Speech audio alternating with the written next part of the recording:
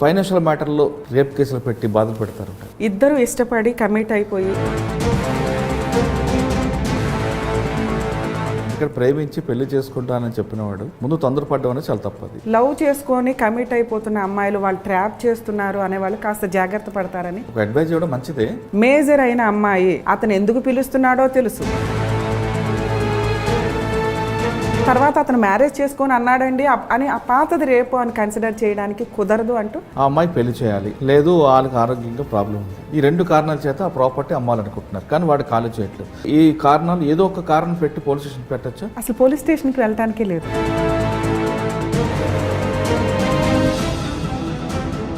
మనిషి అన్నవాడికి కాస్త మానవత్వం అయితే ఉంటుంది. మీరు మీ టీవీ స్టూడియోలో కొన్ని ఫ్యామిలీ సెటిల్ చేస్తుంటారు, వాళ్ళు అక్కడి వరకే ఉంటారు. మేము చేసిన 500 ఎపిసోడ్స్లో నాకు తెలుసు కోర్టులో వేసేవాడికి దేకాణం లేదు, అక్కడ సెటిల్ చేసేవాడికి అంతవరకు. Father attempt to rape complaint allegation ఇచ్చింది. ఫాదరా అడాప్ట్ ఫాదర్ అంటే ఫాదరే.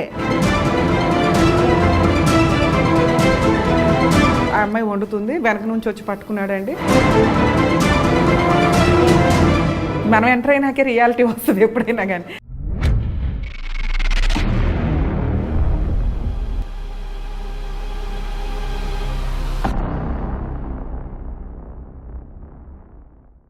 Welcome to light shop. ఈ వారం మన గెస్ట్ ఆకుల రమ్య, ప్రముఖ న్యాయవాది, హైకోర్టు. రమ్య గారు మహిళల కేసులే కాకుండా ఎక్కడ అన్యాయం జరుగుతుందో ఆ అన్యాయానికి బాధితులు ఎవరు ఉన్నారో అది మగవారైనా వాళ్ళ పక్షాన్ని నిలబడే వ్యక్తి. కాబట్టి ఆవిడకి తెలుగు రాష్ట్రాల్లో కాకుండా పక్క రాష్ట్రాల్లో కూడా ఆవిడకి అంతమంది ఫ్యాన్స్ ఉన్నారు. అంటే బాధితులు మగ ఆడ అని కాకుండా ధనిక పేద అని చూడకుండా అన్యాయం జరిగితే వాళ్ళ పక్షాన వాదించడం ఆమె ప్రత్యేకత. కేవలం ఫ్యామిలీ మ్యాటర్స్గా కాకుండా అంటే కేవలం కుటుంబ కలహాల కేసులే మాత్రమే కాకుండా ఆర్థిక వ్యవహారాలు కానీ క్రిమినల్ కేసుల్లో కానీ ఆవిడ కరెక్ట్గా నిలబడి మాట్లాడతారు. కాబట్టి చాలా కేసుల్లో అంటే అక్రమ కేసుల్లో చాలామంది ఆవిడ దగ్గరికి వెళ్తే బయటపడే కేసులు చాలా కోకొల్లు కనిపిస్తున్నాయి. సాధారణంగా ఇటీవల కాలంలో రమ్య గారు ఎక్కువగా కుటుంబ కలహాలే కేసులు మాత్రమే అనుకుంటారు. కానీ అంటే ప్రముఖ ఛానల్ వేరే వేరే కేసుల్లో కూడా వేరే వేరే ఛానల్లో వచ్చినప్పుడు కూడా ఆవిడ కుటుంబం సంబంధించిన కేసులు వాదిస్తారు అన్నది ఒక భ్రమ ఉంది. కానీ కుటుంబ కలహాలే కాదు, చాలా కేసులు అంటే అన్యాయంగా పోలీసులు ఎవరు కేసులు పెడతారో ఆ కేసుల్లో బాధితులు ఎవరైనా ఆవిడ దగ్గరికి వెళ్తే ఖచ్చితంగా వాళ్ళ పక్షాన్ని వాదిస్తారు. తప్పు మీ వైపు లేకుండా కేసులు పెడితే ఖచ్చితంగా రమ్య గారి దగ్గరికి వెళ్తే న్యాయం జరుగుతుంది అనే భావన ఇప్పుడులో చాలామంది కనిపిస్తుంది. అంతొక్కటే కాకుండా సివిల్ మ్యాటర్స్ అవ్వచ్చు, అన్ని విషయాల్లో కూడా రమ్య గారు హస్బెండ్ ఇద్దరు కూడా లా ప్రాక్టీస్ చేస్తూ ప్రజల పక్షాన అంటే బాధితుల పక్షాన నిలబడడానికి నిరంతరం కృషి చేస్తున్నారు. అలాంటి వ్యక్తి ఈ వారం మన గెస్ట్. మేడంని అడిగి కేవలం ఫ్యామిలీ మ్యాటర్స్లోనే ఎక్కువ ఇన్వాల్వ్ అవుతుంటారా, లేదు మిగతా అన్యాయం కేసుల్లో కూడా అక్రమ కేసుల్లో కూడా వాదిస్తారనే విషయాన్ని మేడం అడుగుతాం. వాటితో పాటు సర్వీస్ మోటోగా ఉంటారా లేదా కమర్షియలా, ఈ రెండింటి కూడా మేడం అడిగి తెలుసుకుంటాం. మేడం నమస్తే అండి. నమస్తే సార్. ఆకుల రమ్య గారు, మీకు సోషల్ మీడియాతో పాటు చాలామంది అంటే మిగతా కార్యక్రమాలు మీరు చాలా మిగతా ఛానల్స్లో మిగతా కార్యక్రమాలు చేయడంతో మీకు బాగా ఫ్యాన్స్ ఎక్కువగా కనిపిస్తుంటారు. అండ్ ఎక్కువ కూడా మీరు ఈ బతుకు జట్కా బండి లాంటి కార్యక్రమం కానీ లేదంటే మిగతా కుటుంబ సంసారం ఒక చదరంగం ఇటువంటి కార్యక్రమాలు ఉండడం వల్ల మీరు పూర్తిగా మగద్వేషి అని ఒక ముద్ర పడింది. కానీ మీరు మాత్రం మీకు వచ్చిన రెగ్యులర్ టైమ్స్ చూస్తుంటే చాలామంది మగవాళ్ళు కూడా ఉన్నారు మీ దగ్గర. కానీ మీడియాలో టీవీలో రావడంతో మీరు పూర్తిగా స్త్రీ పక్షపాతి, మగవారికి వ్యతిరేకం ఇవిడ అని ఒక భావన అయితే ప్రజల్లో ఉంది. అది వాస్తవం కాదతో పాటు రమ్య ఆకులు గారు ఎందుకు లా చేయాల్సి వచ్చింది? లా చేసిన తర్వాత జనరల్గా ప్రతి advocate service motto, commercial motto ఈ రెండిట్లో కనిపిస్తుంటారు. మీరు సర్వీస్ మోటో ఎంచుకున్నారా, కమర్షియల్ ఎంచుకున్నారా? ఈ ప్రశ్నల సమాధానం చెప్పే ముందు రమ్య గారి కుటుంబ నేపథ్యం, అసలు లా ఎందుకు చేయాల్సి వచ్చింది సార్? యాక్చువల్గా మాది ప్రాపర్ కృష్ణా డిస్ట్రిక్ట్ గుడివాడ. నేను గర్ల్స్ హై స్కూల్ చదివాను గుడివాడలోనే. కేటీఆర్ ఉమెన్స్ కాలేజీలో డిగ్రీ కంప్లీట్ చేశాను. 8th క్లాస్ నుంచి డిగ్రీ ఫైనల్ ఇయర్ వరకు నేనే టాప్ క్లాస్ ఫస్ట్ ఉండేదాన్ని ఎప్పుడు. దీనికి తోడు ఎన్సీసీలో కమాండోని 16th బెటాలియన్కి ఎన్సీసీ జాయిన్ అయ్యి స్పోర్ట్స్ గేమ్స్ ఏమన్నా కానీ స్టేజ్ ఎక్కానంటే ఒక 10-15 ప్రైజెస్ తీసుకోకుండా దిగేదాన్ని కాదు. ఒక స్టేజ్లో లెక్చరర్స్ కానీ ఎవరైనా యానివర్సరీ ప్రోగ్రామ్స్ జరిగినప్పుడు నువ్వు ఇక్కడే నుంచోమ్మా అని అంత ఉండేది. సో అంత హ్యాపీగా ఎప్పుడు చదువులో ఫస్ట్ ఉండాలనే దానికే నేను బాగా కష్టపడుతూ, ఆ రోజుల్లో కష్టపడడం కూడా ఏం కాదండి. యాక్చువల్గా ఒకప్పుడు టెక్స్ట్ బుక్స్ ఒక్కటే ఉండేవి, నోట్స్ ప్రిపేర్ చేసుకునేదాన్ని. అది ఎట్లా అలవాటైందో నాకు తెలియదు కానీ స్టార్టింగ్ నుంచి లైబ్రరీలో కూర్చొని నోట్స్ ప్రిపేర్ చేసుకోవడం, నెక్స్ట్ నైట్ అవుట్స్ చేయడం నాకు అస్సలు అలవాట్లేదు. 9 అయిందంటే స్టిల్ ఇప్పుడు కూడా అంత 9-9:30కి నిద్రపోతాను. ఎర్లీ మార్నింగ్ 3:30-4 కాడ నుంచి నాకు అలవాటు, చిన్నప్పటి నుంచి అట్లా అలవాటు. అంటే ఆ టైంలో మైండ్ ఫ్రెష్ ఉంటుంది కదండి. అది తెలియదు అసలు ఫ్రెష్ లేదని కాదు. తెల్లవారుజామున ఎక్కువ చదివితే జ్ఞాపక శక్తి ఉంటుంది. ఆ తర్వాత తెలిసింది నాకు అసలు ఎర్లీ మార్నింగ్ లేవడం చాలా మంచిది అని చెప్పి.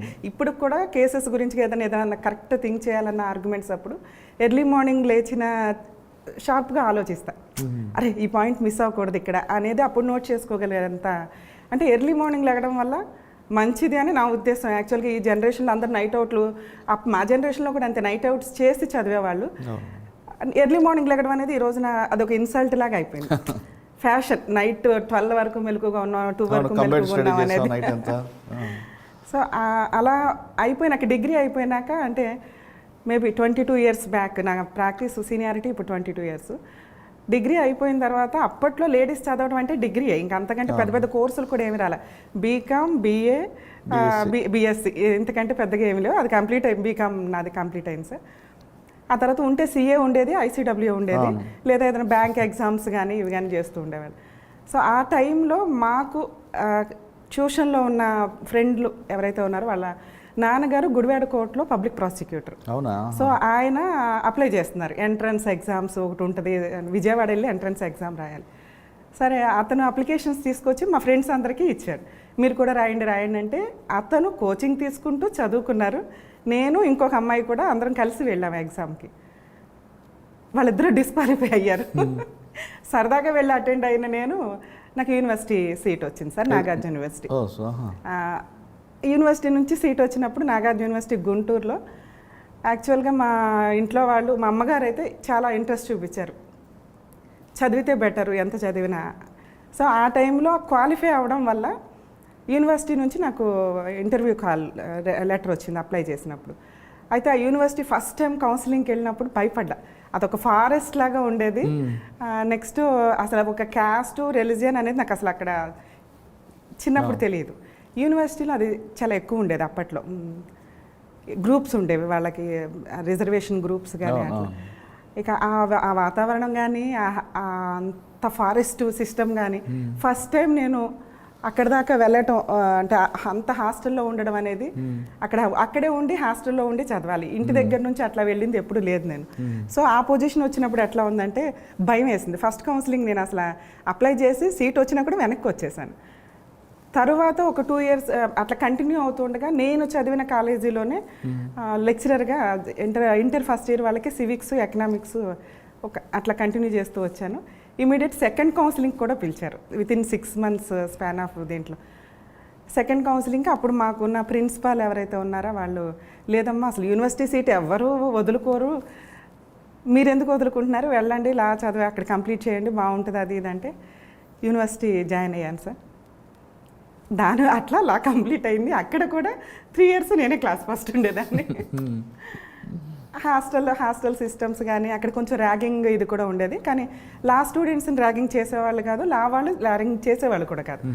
వాళ్ళని చేసేవాళ్ళు కాదు జూనియర్స్, వీళ్ళు సీనియర్ అయినా కూడా చేసేవాళ్ళు కాదు.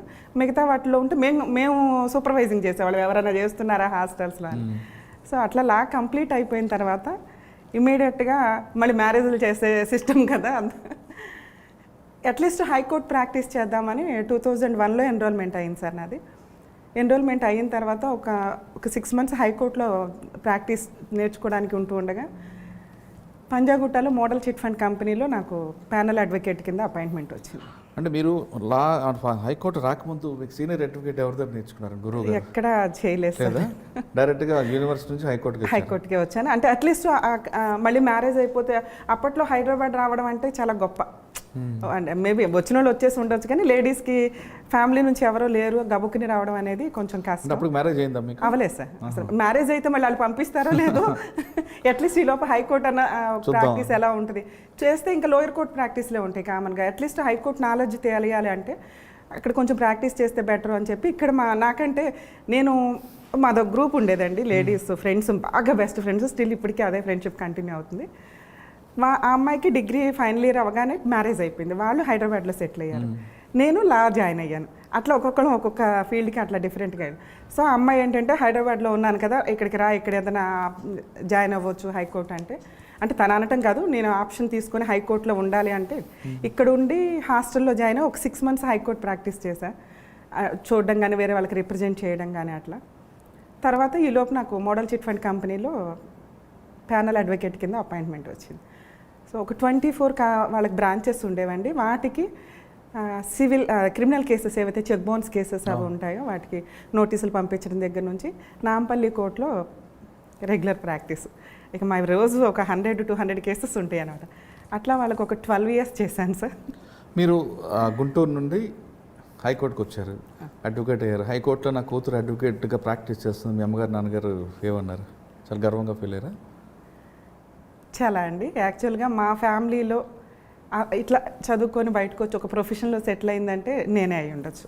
అది మా నాన్నగారి ఫ్యామిలీ వైపు నుంచి కానీ అమ్మగారి ఫ్యామిలీ నుంచి. అంతా కొంచెం తక్కువ చదువుకున్న వాళ్ళు, నెక్స్ట్ చదువు వాల్యూ తెలుసు కానీ ఆ రోజుల్లో వాళ్ళు అంతగా మా నాన్నగారు 10th కంప్లీట్ చేశారు, మా అమ్మగారు కూడా 10th కంప్లీట్ చేశారు కానీ వాళ్ళు ఏమి జాబ్స్లోకి వెళ్ళాలి. ప్రొఫెషన్ వైజ్గా నాన్నగారు సిమెంట్ బిజినెస్ చేస్తారు, అమ్మగారు హౌస్ వైఫ్గా ఉండేవాళ్ళు. సో చదువు అంటే వాళ్ళకి కొంచెం వాల్యూ తెలిసింది అట్లే.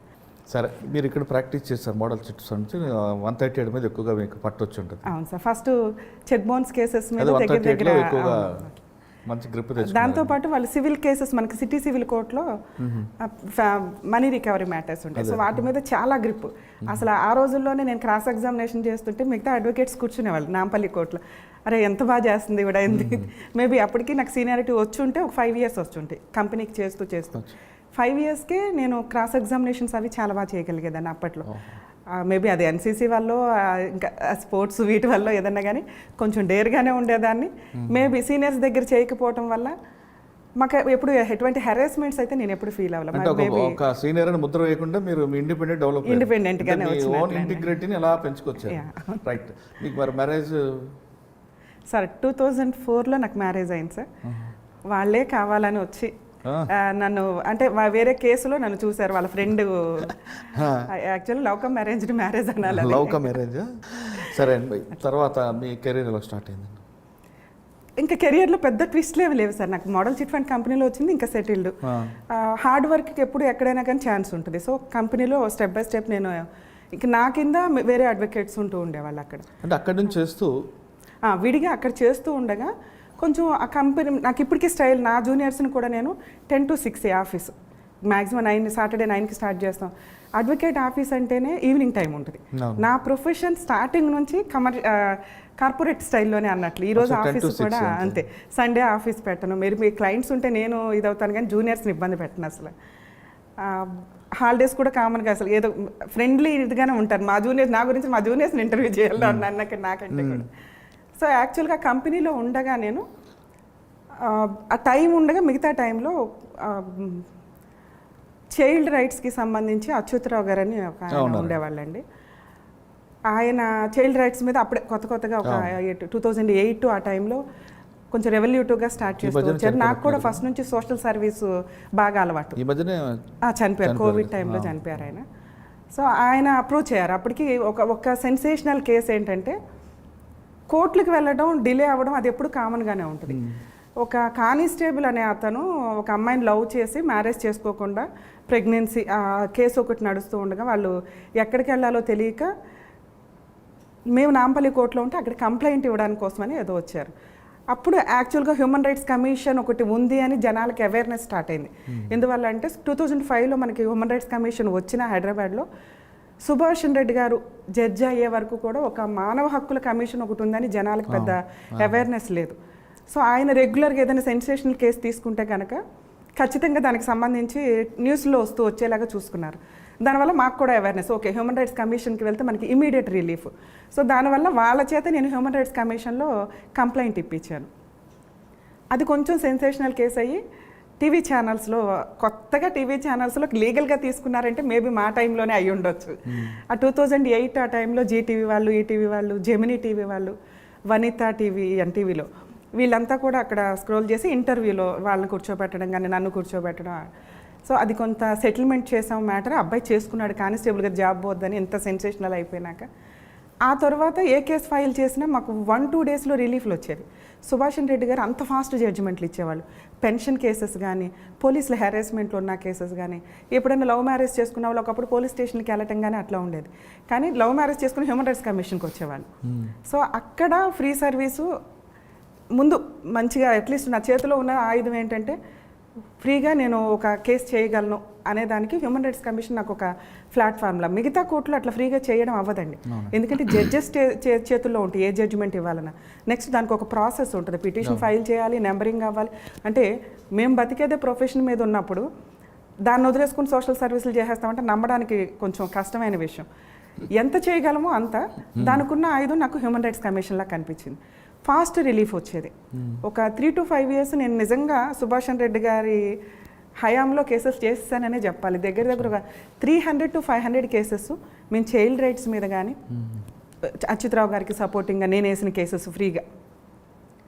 ఎక్కడన్నా ఏదైనా అన్యాయం జరిగితే, వైలేషన్ ఆఫ్ హ్యూమన్ రైట్స్ జరిగినప్పుడు కానీ, ఎన్విరాన్మెంటల్కి సంబంధించి, అంటే మనకు ఒకప్పుడు జిహెచ్ఎంసీ వాళ్ళు డస్ట్ ఏం క్లీన్ చేయలే, ఒక 1 month మనకు అట్లా ఉండిపోయింది.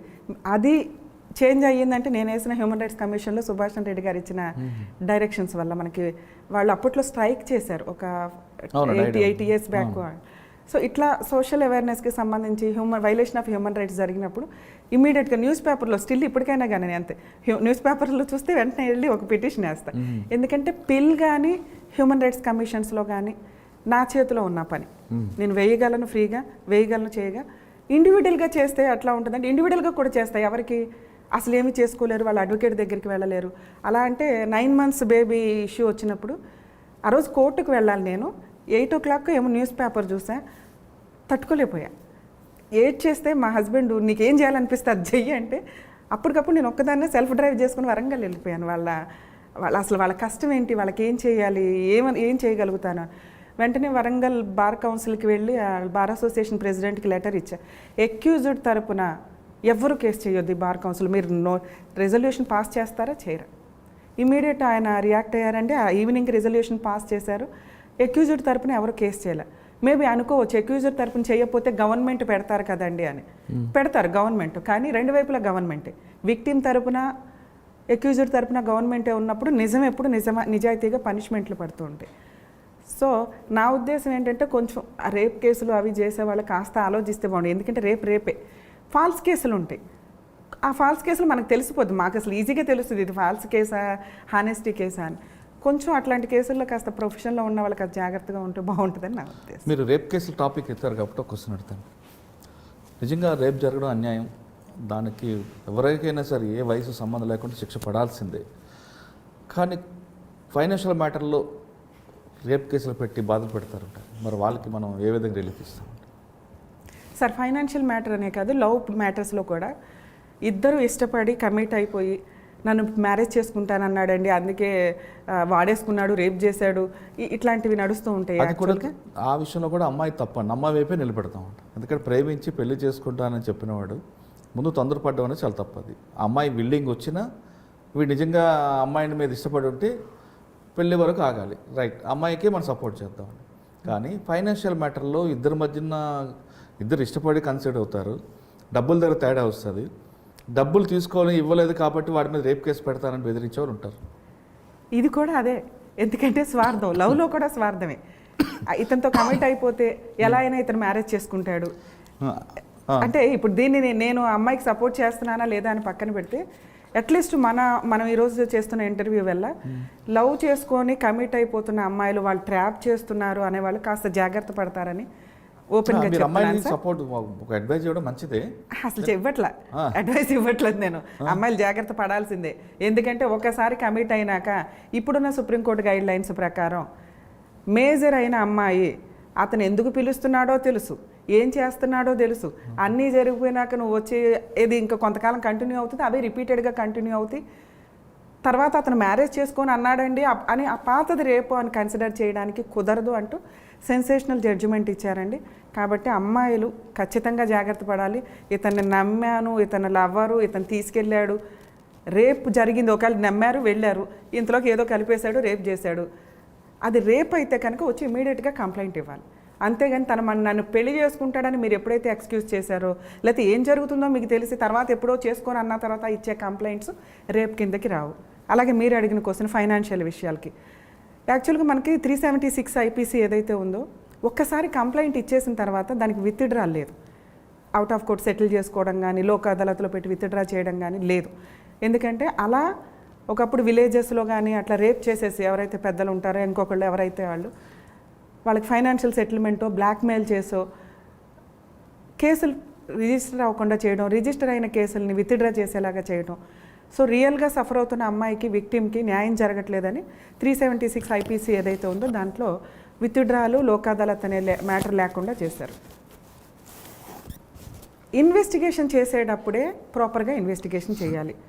ఒక అబ్బాయి మీద రేప్ కేసు వేసేస్తారు అంటే అతను దాంట్లోంచి బయటపడడానికి చాలా కాలం పడుతుంది. 3 to 5 years పైన కోర్టులో కేసులు నడుస్తూ ఉంటాయి.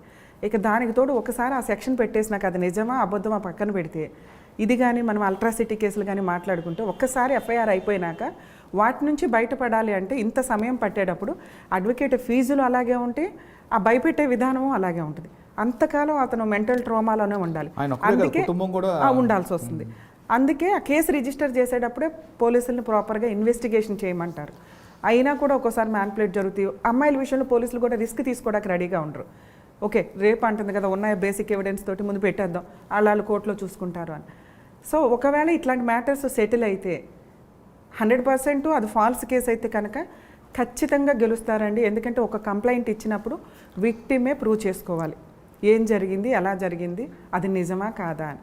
సో నిజంగా అది ఫాల్స్ కేసు అయితే మీకు క్రాస్ ఎగ్జామినేషన్లోనే అర్థమైపోద్ది, వాళ్ళని కానీ వాళ్ళ విట్నెస్ని కానీ క్రాస్ చేసినప్పుడు. సో ఇక మిగతా విషయానికి వస్తే ఒకవేళ నిజంగా అవుట్ ఆఫ్ కోర్ట్ సెటిల్మెంట్ అయిపోతే కనుక విత్డ్రాల్ లేవు, లోక్ అదాలత్ లేదు కాబట్టి నెక్స్ట్ స్టెప్ ఆ కేసును విత్డ్రా చేసుకోవడాన్ని హాస్టల్ విట్నెస్ అంటారు.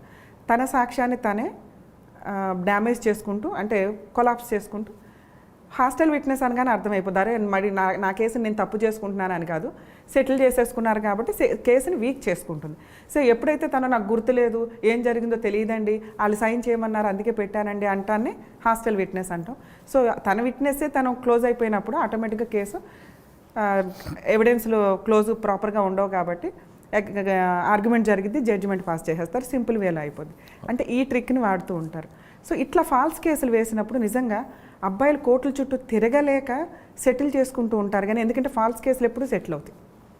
రియల్ కేసులు అనేవాళ్ళు కొంత వాళ్ళకి పనిష్మెంట్ పడాలనే ఫైట్ చేస్తారు. ఇలా సెటిల్మెంట్ చేసుకోకుండా ఫాల్స్ కేసులు పెట్టిన వాళ్ళకి బుద్ధి వచ్చేలాగా ఫైటింగే చేయమని నేనైతే అంటాను. కాకపోతే 3 to 5 years సఫర్ అవ్వాల్సి వస్తుంది ఆ ఒక్క ఇష్యూ తప్ప. ఓకే, ఒక కేస్ స్టడీ చెప్తానండి. నేను పేర్లు చెప్పట్లేదు, ఊరికి చెప్పట్లేదు. వాళ్ళిద్దరి మధ్యన ఆఫీసులో ఫ్రెండ్షిప్. ఓకే, అబ్బాయికి male candidate already married, female character కూడా మ్యారీడ్, డైవర్స్. వీళ్ళిద్దరూ ఆఫీస్లో కొలీగ్స్. వాళ్ళిద్దరి మధ్యన ఇల్లీగల్ ఉంది. వీళ్ళిద్దరి మధ్యన ఫైనాన్షియల్ డిస్ప్యూట్స్ కూడా ఉన్నాయి. ఈ అమ్మాయి దగ్గర డబ్బులు ఆయన తీసుకున్నాడు, ఇవ్వలేదు. అమ్మాయి ఏం చేసిందంటే డబ్బుల కోసం వాడికి ప్రెజర్ ఇచ్చింది. నేను ఇస్తానని చెప్పి ఆయన టైం పాస్ చేసుకుంటూ వచ్చాడు. ఈలోగా ఈ అబ్బాయికి ఫస్ట్ తో డైవర్స్ అయిపోయింది, ఇంకొక మ్యారేజ్ చేసుకుంటున్నాడు. ఆ అమ్మాయి ఏం చేసిందంటే నువ్వు నన్నైనా పెళ్లి చేసుకో, లేదా నాకు ఇవ్వాల్సిన డబ్బులు ఇవ్వు. ఆమె వైపు జెన్యున్గా ఉంది, వాడు ఇవ్వని ఏం చేసుకోవాలి. కానీ అమ్మ డబ్బుల విషయంలో కాకుండా నన్ను రేప్ చేశాడు అని కేసు పెట్టింది. ఓకే, కేసు పెట్టగానే పోలీసులు ఆమె ఇచ్చిన కంప్లైంట్ బేస్ చేసుకుంటూ ఆమె కొన్ని ప్రూఫ్స్ ఇచ్చింది, పలానా టైంలో పలానా ఆర్జు పలానాది అని చెప్పడంతో కేసు రిజిస్టర్ అయింది. బేసిక్ మీరు చెప్తున్న బేసిక్ ఎవిడెన్స్ ఉంది. 164 స్టేట్మెంట్లో కూడా రికార్డ్ చేయించారు. ఒక స్టేజ్కి వచ్చిన తర్వాత ఈ ఫైనాన్షియల్ ఇవ్వాలి కదా పెద్దలు కూర్చొని, ఈ అబ్బాయి ఆల్రెడీ జైలుకి వెళ్ళి వచ్చాడు. జైలుకి వచ్చిన తర్వాత ఈ డబ్బులు ఇవ్వాల్సింది ఇస్తాం, కేసు విత్డ్రా చేసుకోవడానికి డబ్బుల మీద ఇంట్రెస్ట్ కూడా అడిగింది, ఇచ్చేశారు. ఇక్కడ అమ్మాయి మీరు చెప్పినట్టుగా హాస్టల్ అయింది. మరి 164 స్టేట్మెంట్లో రికార్డ్ అయిన తర్వాత కూడా ఆమె హాస్టల్ ఏంటంటే బ్లాక్మెయిల్ చేస్తుంది అనుకోవాలా, లేదు న్యాయస్థానం తప్పుదో పట్టిస్తుంది అనుకోవాలా? సార్ యాక్చువల్గా వీళ్ళ మధ్య ఒక ఇల్లీగల్ రిలేషన్ ఏదైతే నడిచిందో దాన్ని ఆయుధంగా వాడుకుంది. ఎందుకంటే ఇతనికి ఇచ్చిన పేమెంట్స్ ఏదైతే ట్రాన్సాక్షన్ చేసి ఉంటారో మేబీ అది క్యాష్ అనుకోండి, తన కేసులు ఫైల్ చేయడానికి ఉండదు. అక్కడ జరిగిన ఈవిడ వేసిన కేసు కంటే ఆయన చేసిన అన్యాయం ఎక్కువగా ఉంది ఒక రకంగా. ఎందుకంటే నమ్మక ద్రోహం, ఫిజికల్గా వాడేసుకున్నాడు, ఎమోషనల్గా వాడేసుకున్నాడు, ఫైనాన్షియల్గా వాడుకున్నారు. అంత అదృష్టం ఎవరికి ఉండదు. ఎందుకంటే ఇంట్లో ఏదో ఒకటే దొరికింది లేడీస్ దగ్గర నుంచి, ఈయనకి అన్నీ దొరికేసినాయి. సో అట్లాంటప్పుడు అయితే అక్కడ ఆయన వెర్షన్ ఏంటంటే ఆమె సెక్సువల్ కోసమే నాకు ఫైనాన్షియల్ చేస్తుంది ఆయన ఆర్గ్యుమెంట్. సరే ఈయన కాకపోతే 3 మంది దొరుకుతారు. ఒక లేడీ తలుసుకుంది అంటే నేను మేబీ అనకూడదు, కానీ ఆవిడ ఏం చేయాలంటే ఏమన్నా చేయొచ్చు, ఈయన ఒక్కడే కాదు. కాకపోతే కన్వీనియంట్గా ఈయన దొరికాడు, ఈయన కూడా ఖర్చు వేసేసాడు అర్జెంట్గా, ఓకే ఏదో కంఫర్ట్గా ఉంది అని. ఇలాంటి వాళ్ళు కొంచెం ఎక్కువగా ఈ బయట ప్రపంచంలో అన్నట్టుగా ఇన్ని అవకాశాలు ఎవరికి రావంటారా? కామన్. అందుకే సో ఆ పొజిషన్లో ఈయన మాట్లాడుతున్నది తక్కువ. అంటే ఒక అవకాశం ఇవ్వడమే గొప్ప, మళ్ళీ అందులో ఇన్ని రకాల బెనిఫిట్లు ఇవ్వాల్సిన అవసరం ఈయనకైతే ఆవిడ ఇవ్వదుగా. అంటే ఈయన అది వాడుకొని ఈవిడ ఎన్ని రకాలుగా మోసం చేయాలో అన్నీ చేశాడు. నిజంగా ఈయన మంచోడు అయితే ఆవిడ నిజంగా ఎట్లా ఇప్పుడు జెంట్స్ ఎట్లా బిహేవ్ చేశారో ఆవిడ అలాగే బిహేవ్ చేసిందని మనం మాట్లాడుకుందాం. ఈయన పతివ్రతుడు కాబట్టి జాగ్రత్త పడాలి, ఈయన ఇంకో పెళ్లి చేసుకోవాలి, జాగ్రత్తగా ఉండాలి, ఇవన్నీ ఉంటాయి కదా, క్యారెక్టర్ పర్ఫెక్ట్ ఉండాలి అనేది. మరి అది లేదు. నెక్స్ట్ ఈ అమ్మాయిని అన్ని రకాలుగాను వాడుకున్నట్లే లెక్క. అప్పుడు ఆవిడకున్న స్ట్రాంగ్ ఆయుధాన్ని యూజ్ చేసుకుంటుంది ఒక ఉమెన్గా. సో ఆ వేసిన కేసు ఆవిడ హాస్టల్ అవ్వకపోతే ఆటోమేటిక్గా ఈయన సఫర్ చేసిందే ఆవిడకి వచ్చే అదేనండి. అమ్మాయి వైపు నిజంగా అన్యాయం జరిగింది, అమ్మాయి వైపు అన్యాయం ఉంది. ఎందుకంటే మీరు చెప్తున్న 3 రకాలుగా అన్యాయమే సార్, ఇది అన్యాయమే. అమ్మాయికి జరిగింది అన్యాయమే అంటే వేసిన కేసు ఫాల్స్ కేసు, కానీ ఫాల్స్ అని కాదండి, నిజంగా వాడు చేశాడే అనుకుందాం. రేప్ కేసు పెట్టింది, చీటింగ్ కేసు పెట్టింది 420, చెక్ బౌన్స్ కేసు ఒకటి వచ్చింది 370, 138 ఒకటి వచ్చింది. ఇవన్నిటి మీద ఎందుకు హాస్టల్లో వాళ్ళు గట్టి నిలబడి వాడిని పెళ్లి చేసుకోవచ్చు కదా అంటామే. అంటే ఒక్కసారి ఇంత నమ్మక ద్రోహం చేసిన వాడిని చేసుకోవడం వల్ల యూజే లేదు. అంటే పెళ్లి చేసుకొని తర్వాత వేసే కేసులు వీక్ కేసులే మాట్లాడుకోవాలి. జైలుకి వెళ్తాడు కదా వాడు. ఇప్పుడు జైలుకి వెళ్ళే కేసులే లేవు సార్ మన దగ్గర. ఇప్పుడు ఆవిడ వేసిన కేసు ఏదైతే ఉందో అదే జైలుకి వెళ్తాను. అదే ఆ కేసులోనే మేమేమంటామంటే ఖచ్చితంగా వాడి మీద హాస్టల్ అకౌంట్ ఉంటే జైలుకి పోయేవాడు కదా వాడు. ఇట్లాంటి కేసులు వచ్చినప్పుడు క్రాస్ ఎగ్జామినేషన్లో క్యారెక్టర్ అసాసినేషన్ జరిగింది. సో అంత తట్టుకోవడానికి రెడీగా ఉండరు. ఇతను సెటిల్మెంట్కి వచ్చి కాళ్ళు పట్టుకోకపోతే అమ్మాయి అదే చేసేది. సెటిల్మెంట్కి వచ్చాడు కాబట్టి వీడికి ఇచ్చిన పనిష్మెంట్ ఇది చాలు అనుకుంది, దాన్ని వసూలు చేసుకోవాల్సింది ఏదో వసూలు చేసుకొని వదిలేసింది. అంటే హాస్టల్ అయినంత మాత్రాన ఆవిడ విన్నర్ కాదు అని కాదు. కొన్ని వీళ్ళు కోర్టుల చుట్టూ తిరగలేక, ఆ డైలాగులు ఫేస్ చెయ్యలేక అడ్వకేట్లకు ఇచ్చుకునే ఫీజు అది ఈవిడికే ఇచ్చేసుకుంటే సెటిల్మెంట్ అవుతుంది. ఈవిడ కూడా మ్యాక్సిమం వీడిని ఎంత పనిష్ చేయాలో అంత టెన్షన్ పెట్టాలో పెట్టేసినట్లే లెక్క. సో ఈ కేసు వేయడం అనే ఒక ఆప్షన్ ఉండడం వల్లే ఈవిడ తను ఏం పొందాలనుకుందో ఆ రిలీఫ్ పొందినట్లు. సో అది ఫాల్స్ కేసా తర్వాత కేసా అంటే ఎట్లాగో కేసు నడిచినప్పుడు తెలుస్తుంది. అంటే ఇట్లాంటివి నిజంగా జరిగితే వేయాలి, కానీ అసలేమీ జరగకుండా కొంతమంది వేస్తుంటారు. అలాంటి ఉన్నప్పుడు కొంచెం సెటిల్మెంట్లు చేసుకోకుండా వాళ్ళకి పనిష్మెంట్, ఎందుకంటే కేసు ఒక్కోసారి విత్డ్రా అయినప్పుడు విక్టిమ్స్ ప్రాపర్గా ఎవిడెన్స్ లేకుండా ఫాల్స్ కేసు వేశారు అంటే జడ్జికి తెలుస్తుందండి. ఒక్కోసారి ఫైన్ కూడా వేస్తారు వాళ్ళకి, కంప్లైనెంట్కి. అలా వేసేలాగా వెళ్తే కొంచెం. రేప్ కేసులు కాకుండా ఇంకో కేస్ స్టడీలో అమ్మాయి షాప్ ఉంది, ఆమెకి ఆ షాప్లో ఉన్నవాడు ఖాళీ చేయట్లేదు. ఆవిడకి ఆల్రెడీ మ్యారేజ్ అయింది. భర్త ఇచ్చిన సలహా మేరకు నేను షాప్కి వెళ్ళాను, రెంట్ అడిగాను, ఆయన నా చేపట్టుకొని లాగాడు అని ఒక 354 పెట్టింది. సీసీటీవీలో చూసి అదేం లేదు, ఇద్దరి మధ్యన డిస్టెన్స్ ఉంది, కానీ 354 అయితే వచ్చింది. మరి అటువంటి కేసులో అన్యాయం అంటారా, అక్రమం అంటారా, న్యాయం అంటారా? దానికి ఇందాక మాట్లాడుకున్న దానికే సరిపోద్ది. ఎందుకంటే ఒక షాప్ కానీ ఒక హౌస్ కానీ టెనెంట్ వెకేట్ చేయను అంటే వెకేట్ చేయించడానికి చాలా కష్టం అవుతుంది. లీగల్గా వెళ్ళాలి, కష్టపడి సంపాదించుకొని లోన్స్ కడుతూ ఉంటారు, లేకపోతే దాని మీద ఇంకా అప్పులు ఉంటాయి. ఒక ఇల్లు కొనుక్కోవడమే చాలా కష్టమైన రోజుల్లో టెనెంట్స్ ఉండి సరిగ్గా రెంట్లు కట్టకో, లేకపోతే ఫోర్సిబుల్గా ఆక్యుపై చేసుకొని ఏం చేసుకుంటారో చేసుకోండో అన్నప్పుడు వాళ్ళు మేబీ ఇక్కడ మాట్లాడకూడదు, కానీ మేబీ అల్ట్రాసిటీ కేసు వేయడానికి ఆప్షన్ ఉంటే కనుక ఖచ్చితంగా అది యూజ్ చేసుకుంటారు. లేదా వాళ్ళ కమ్యూనిటీ. నెక్స్ట్ లేదా లేడీ ఆప్షన్ ఉన్నప్పుడు ఏంటంటే న్యూసెన్స్ చేశాడు, బూతులు మాట్లాడాడు, అన్పార్లమెంటరీ లాంగ్వేజ్ వాడాడు. 506, దానికి ఎవిడెన్స్ ఉండకపోయినా కూడా అమ్మాయే ఎవిడెన్స్. అవును. ఉమెన్స్ కేసులకి కొంచెం ఆప్షన్ ఉంది. సరే, మీరు చెప్పిన ఆ రెండే సెక్షన్ కాకుండా 354 పెట్టడం అనేది ఎంతవరకు కరెక్ట్ అంటే? అంటే సీసీ కెమెరాల్లో లేదు అంటే ఆ టైంలో సీసీ కెమెరా ఉందో లేదో చూసుకోవాలి ఫస్ట్. లేకపోయినా ఆయన దాని ముందు పట్టుకోవాలని ఏమీ లేదుగా, సీసీ కెమెరా ముందు ఎవిడెన్స్గా వచ్చేలాగా. సో అది ప్రూవ్ చేయడానికి కొంచెం టైం పట్టినా కూడా ముందు ఎఫ్ఐఆర్ అయితే చేస్తారు ఉమెన్స్ పెట్టే కేసుల్లో. ఎఫ్ఐఆర్ చేసిన తర్వాత ఈయన తిరుగుడు కంటే ఆవిడతో కేసు సెటిల్ చేసుకుని వెకేట్ చేయడం బెటర్గా. కానండి, ఇప్పుడు మీరు చెప్తుండే ఆ అమ్మాయి షాప్ ఖాళీ చేయించాలి, 354 కాకుండా వాడి మీద మన రెంట్ కంట్రోల్ యాక్ట్ ప్రకారం ఎవిక్షన్ లీగల్గా వెళ్ళి ఫైట్ చేయొచ్చు కదా.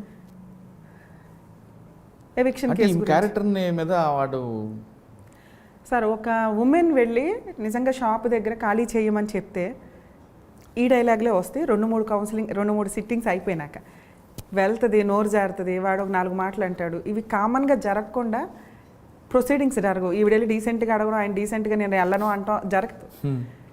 వీళ్ళ కష్టం, వీళ్ళ హౌస్ ఫ్లాట్ ఏదైతే ఉందో వీళ్ళ కష్టం కాబట్టి వీళ్ళు కొంచెం ఎమోషనల్గానే మాట్లాడతారు. ఏదో కొన్ని ఉంటాయిగా, మా పాత్ర తింటున్నావా, ఏం తింటున్నావా, అది ఇదని. ఆడు కూడా అనవసరంగా లేడీని తక్కువగా ఏం చేసి మాట్లాడొచ్చో రెగ్యులర్ అందరికీ కూడా ఇక్కడ నోటు మీదే ఉంటాయి కాబట్టి అవి యూజ్ చేస్తారు. అవి అనకూడదు, ఆటోమేటిక్గా ఆవిడ ఆ కేసు వాడుకుంటుంది. ఎవిక్షన్ కేసు మీరు అన్నట్లు ఖాళీ చేయమని కేసు ఫైల్ చేయాలంటే సివిల్ సూట్ ఫైల్ చేయాలి. అది వేయడానికి ముందు ఒక నోటీస్ ఇవ్వాలి. నోటీస్ ఇవ్వాలి అంటే అదొక 30 days టైము. తర్వాత ఈవిడ ఒక అడ్వకేట్ని పెట్టుకొని అడ్వకేట్ ఫీజు ఇచ్చుకొని కోర్టులో కేసు ఫైల్ చేస్తే తక్కువ ఎంత ఫాస్ట్గా చేసినా 3 to 4 years అయితే కేసు నడుస్తుంది. వాడికి అది చాలు. 3 to 4 yearsలో ఆడేం సంపాదించుకోవాలో అక్కడ సంపాదిస్తాడు, వేరే చూసుకుంటాడు. ఇవన్నీ కొంతమంది ఇంకా జిడ్డు మోకాలు ఉంటారు, వాళ్ళు అసలు అది కూడా ఖాళీ చేయరు, అప్పీల్కి వెళ్తారు. సో నిజంగా ఓనర్స్ ఖాళీ చెయ్యండి అంటే మన ఇల్లు కాదు, మన షాపు కాదు, ప్రాపర్ రీజన్ టైం అడిగి ఆ రీజన్ టైం వాళ్ళు ఇవ్వకపోతే ఆ రీజన్ టైం ఎట్లాగో వస్తుంది. ఎందుకంటే వాళ్ళు లీగల్గా ఖాళీ చేయించాలంటే మీరు అనుకున్న రీజనబుల్ టైం వచ్చేస్తుంది. మీరు రీజనబుల్గా ఎటువంటి లాంగ్వేజ్ యూజ్ చేయకుండా నోటీస్ రిప్లై వాళ్ళకి ఏదో నోటీస్, మాకు అగ్రిమెంట్ ప్రకారం 3 months టైం ఉంది, 3 monthsలో వెకేట్ చేస్తాం, కుదరలేదా ఇంకో 2 months ఎక్స్టెండ్ చేసుకొని వెకేట్ చేయాలి. దానికి ఒక మానవత్వం. లా ఎందుకు ప్రతిదీ ఈ మధ్య లా అందరికీ తెలిసిపోయి మిస్యూజ్ ఎక్కువ అవుతుంది నాకు తెలిసి. సార్, అటువంటి కేసులు కాకుండా జనరల్గా ఇటువంటి షాప్ వాళ్ళు కూడా వేధిస్తుంటారండి. ఇల్లు అద్దెకి తీసుకుంటారు, ఆ ఇంటి అద్దె మీద బతికే వాళ్ళు కొంతమంది ఉంటారు. వీటి రెంట్ ఇవ్వడు, ఖాళీ చేయడు, తిరిగి ఈ షాప్ని ఆ ఇంటిని వేరే వాళ్ళకి అద్దెకి ఇస్తుంటాడు. అలాగే మొండి రకాలు కూడా ఉంటాయి. అటువంటి మొండి రకాలకి మీరు అన్నట్లుగా లీగల్గా వెళ్ళాలి అంటున్నారు. కానీ వీళ్ళు ఇద్దరి మధ్యన ఎలాంటి డాక్యుమెంటేషన్ ఉంటుంది, కేవలం మాట మీద ఇల్లు తీసుకుంటారు.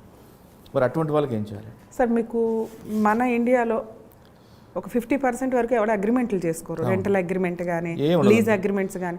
మరి కమర్షియల్ చదువుకున్న వాళ్ళు, ఇట్లా కొంచెం లీగల్ నాలెడ్జ్ ఉన్న వాళ్ళు అట్లీస్ట్ 1 year రెంటల్ అగ్రిమెంట్ రాసుకోవడం అట్లీస్ట్ అట్లా రాసుకుంటున్నారు తప్ప మళ్ళీ 1 year తర్వాత ఎక్స్టెన్షన్ ఉండదు, ఏదో ఇక నమ్మకం మీద నడిచిపోతూ ఉంటాయి. మనం ఈ లాక్డౌన్ మాట మీద ఇచ్చిన వాళ్ళు ఖాళీ చేయకపోతే ఏం చేయాలి? అదే ఒక 50% ఉండవు, ఉన్న వాళ్ళకి ఇలా ఉంటుంది. కొంతమంది ఎక్స్టెన్షన్ కూడా ఉండదు. సో నమ్మకం మీద నడుస్తూ ఉంటాయి. మీకు లాక్డౌన్ టైంలో చూడండి, మ్యాక్సిమం రెంట్లు పే చేయాలి. సీఎం గారు చెప్పారని చెప్పి 3 months ఆ తర్వాత అయితే పే చేయాలిగా. ఆయన శాంతం పే చేయొద్దనిలా, వీళ్ళు కట్టుకోవాలి కదా. ఎట్ ఏ టైం బర్డెన్ అయిపోయింది, 4 months 6 months బర్డెన్స్ అయిపోయినాయి అందరికీ. ఆ టైంలో మనం చూస్తే చాలామందిని చూడొచ్చు, కొంచెం మాస్ ఏరియాలు ఇట్లాంటి వాళ్ళు గయ్యాళి ఓనర్స్ అయితే కనుక సామాన్ బయట పడేశారు. లీగల్గా అలా పడేయకూడదు. కానీ కోర్టు చుట్టూ వెళితే వాళ్ళు ఓపిక లేదు, చేయలేరు. అట్లా క్లాస్గా ఉన్నవాళ్ళు కానీ కొంచెం అపార్ట్మెంట్ కల్చర్లో ఉన్నవాళ్ళు చెప్తారు, లీగాలిటీ లేదు ఇక్కడ. ఎందుకంటే మా దగ్గర రెంటల్ అగ్రిమెంట్ లేదు, వీళ్ళు ఎప్పటి నుంచి ఉన్నారు ఏంటి. ఇక్కడ మనం 2 రకాలుగా మాట్లాడదాం. ఒకటి అపార్ట్మెంట్ కల్చర్, ఇంకోటి ఇండిపెండెంట్ హౌసెస్. అపార్ట్మెంట్ కల్చర్లో వాళ్ళు ఎప్పటి నుంచి ఉంటున్నారు ఏంటి అనేది అసోసియేషన్ వాళ్ళు చెప్పగలుగుతారు, పక్క ఫ్లాట్స్ వాళ్ళు చెప్పగలుగుతారు.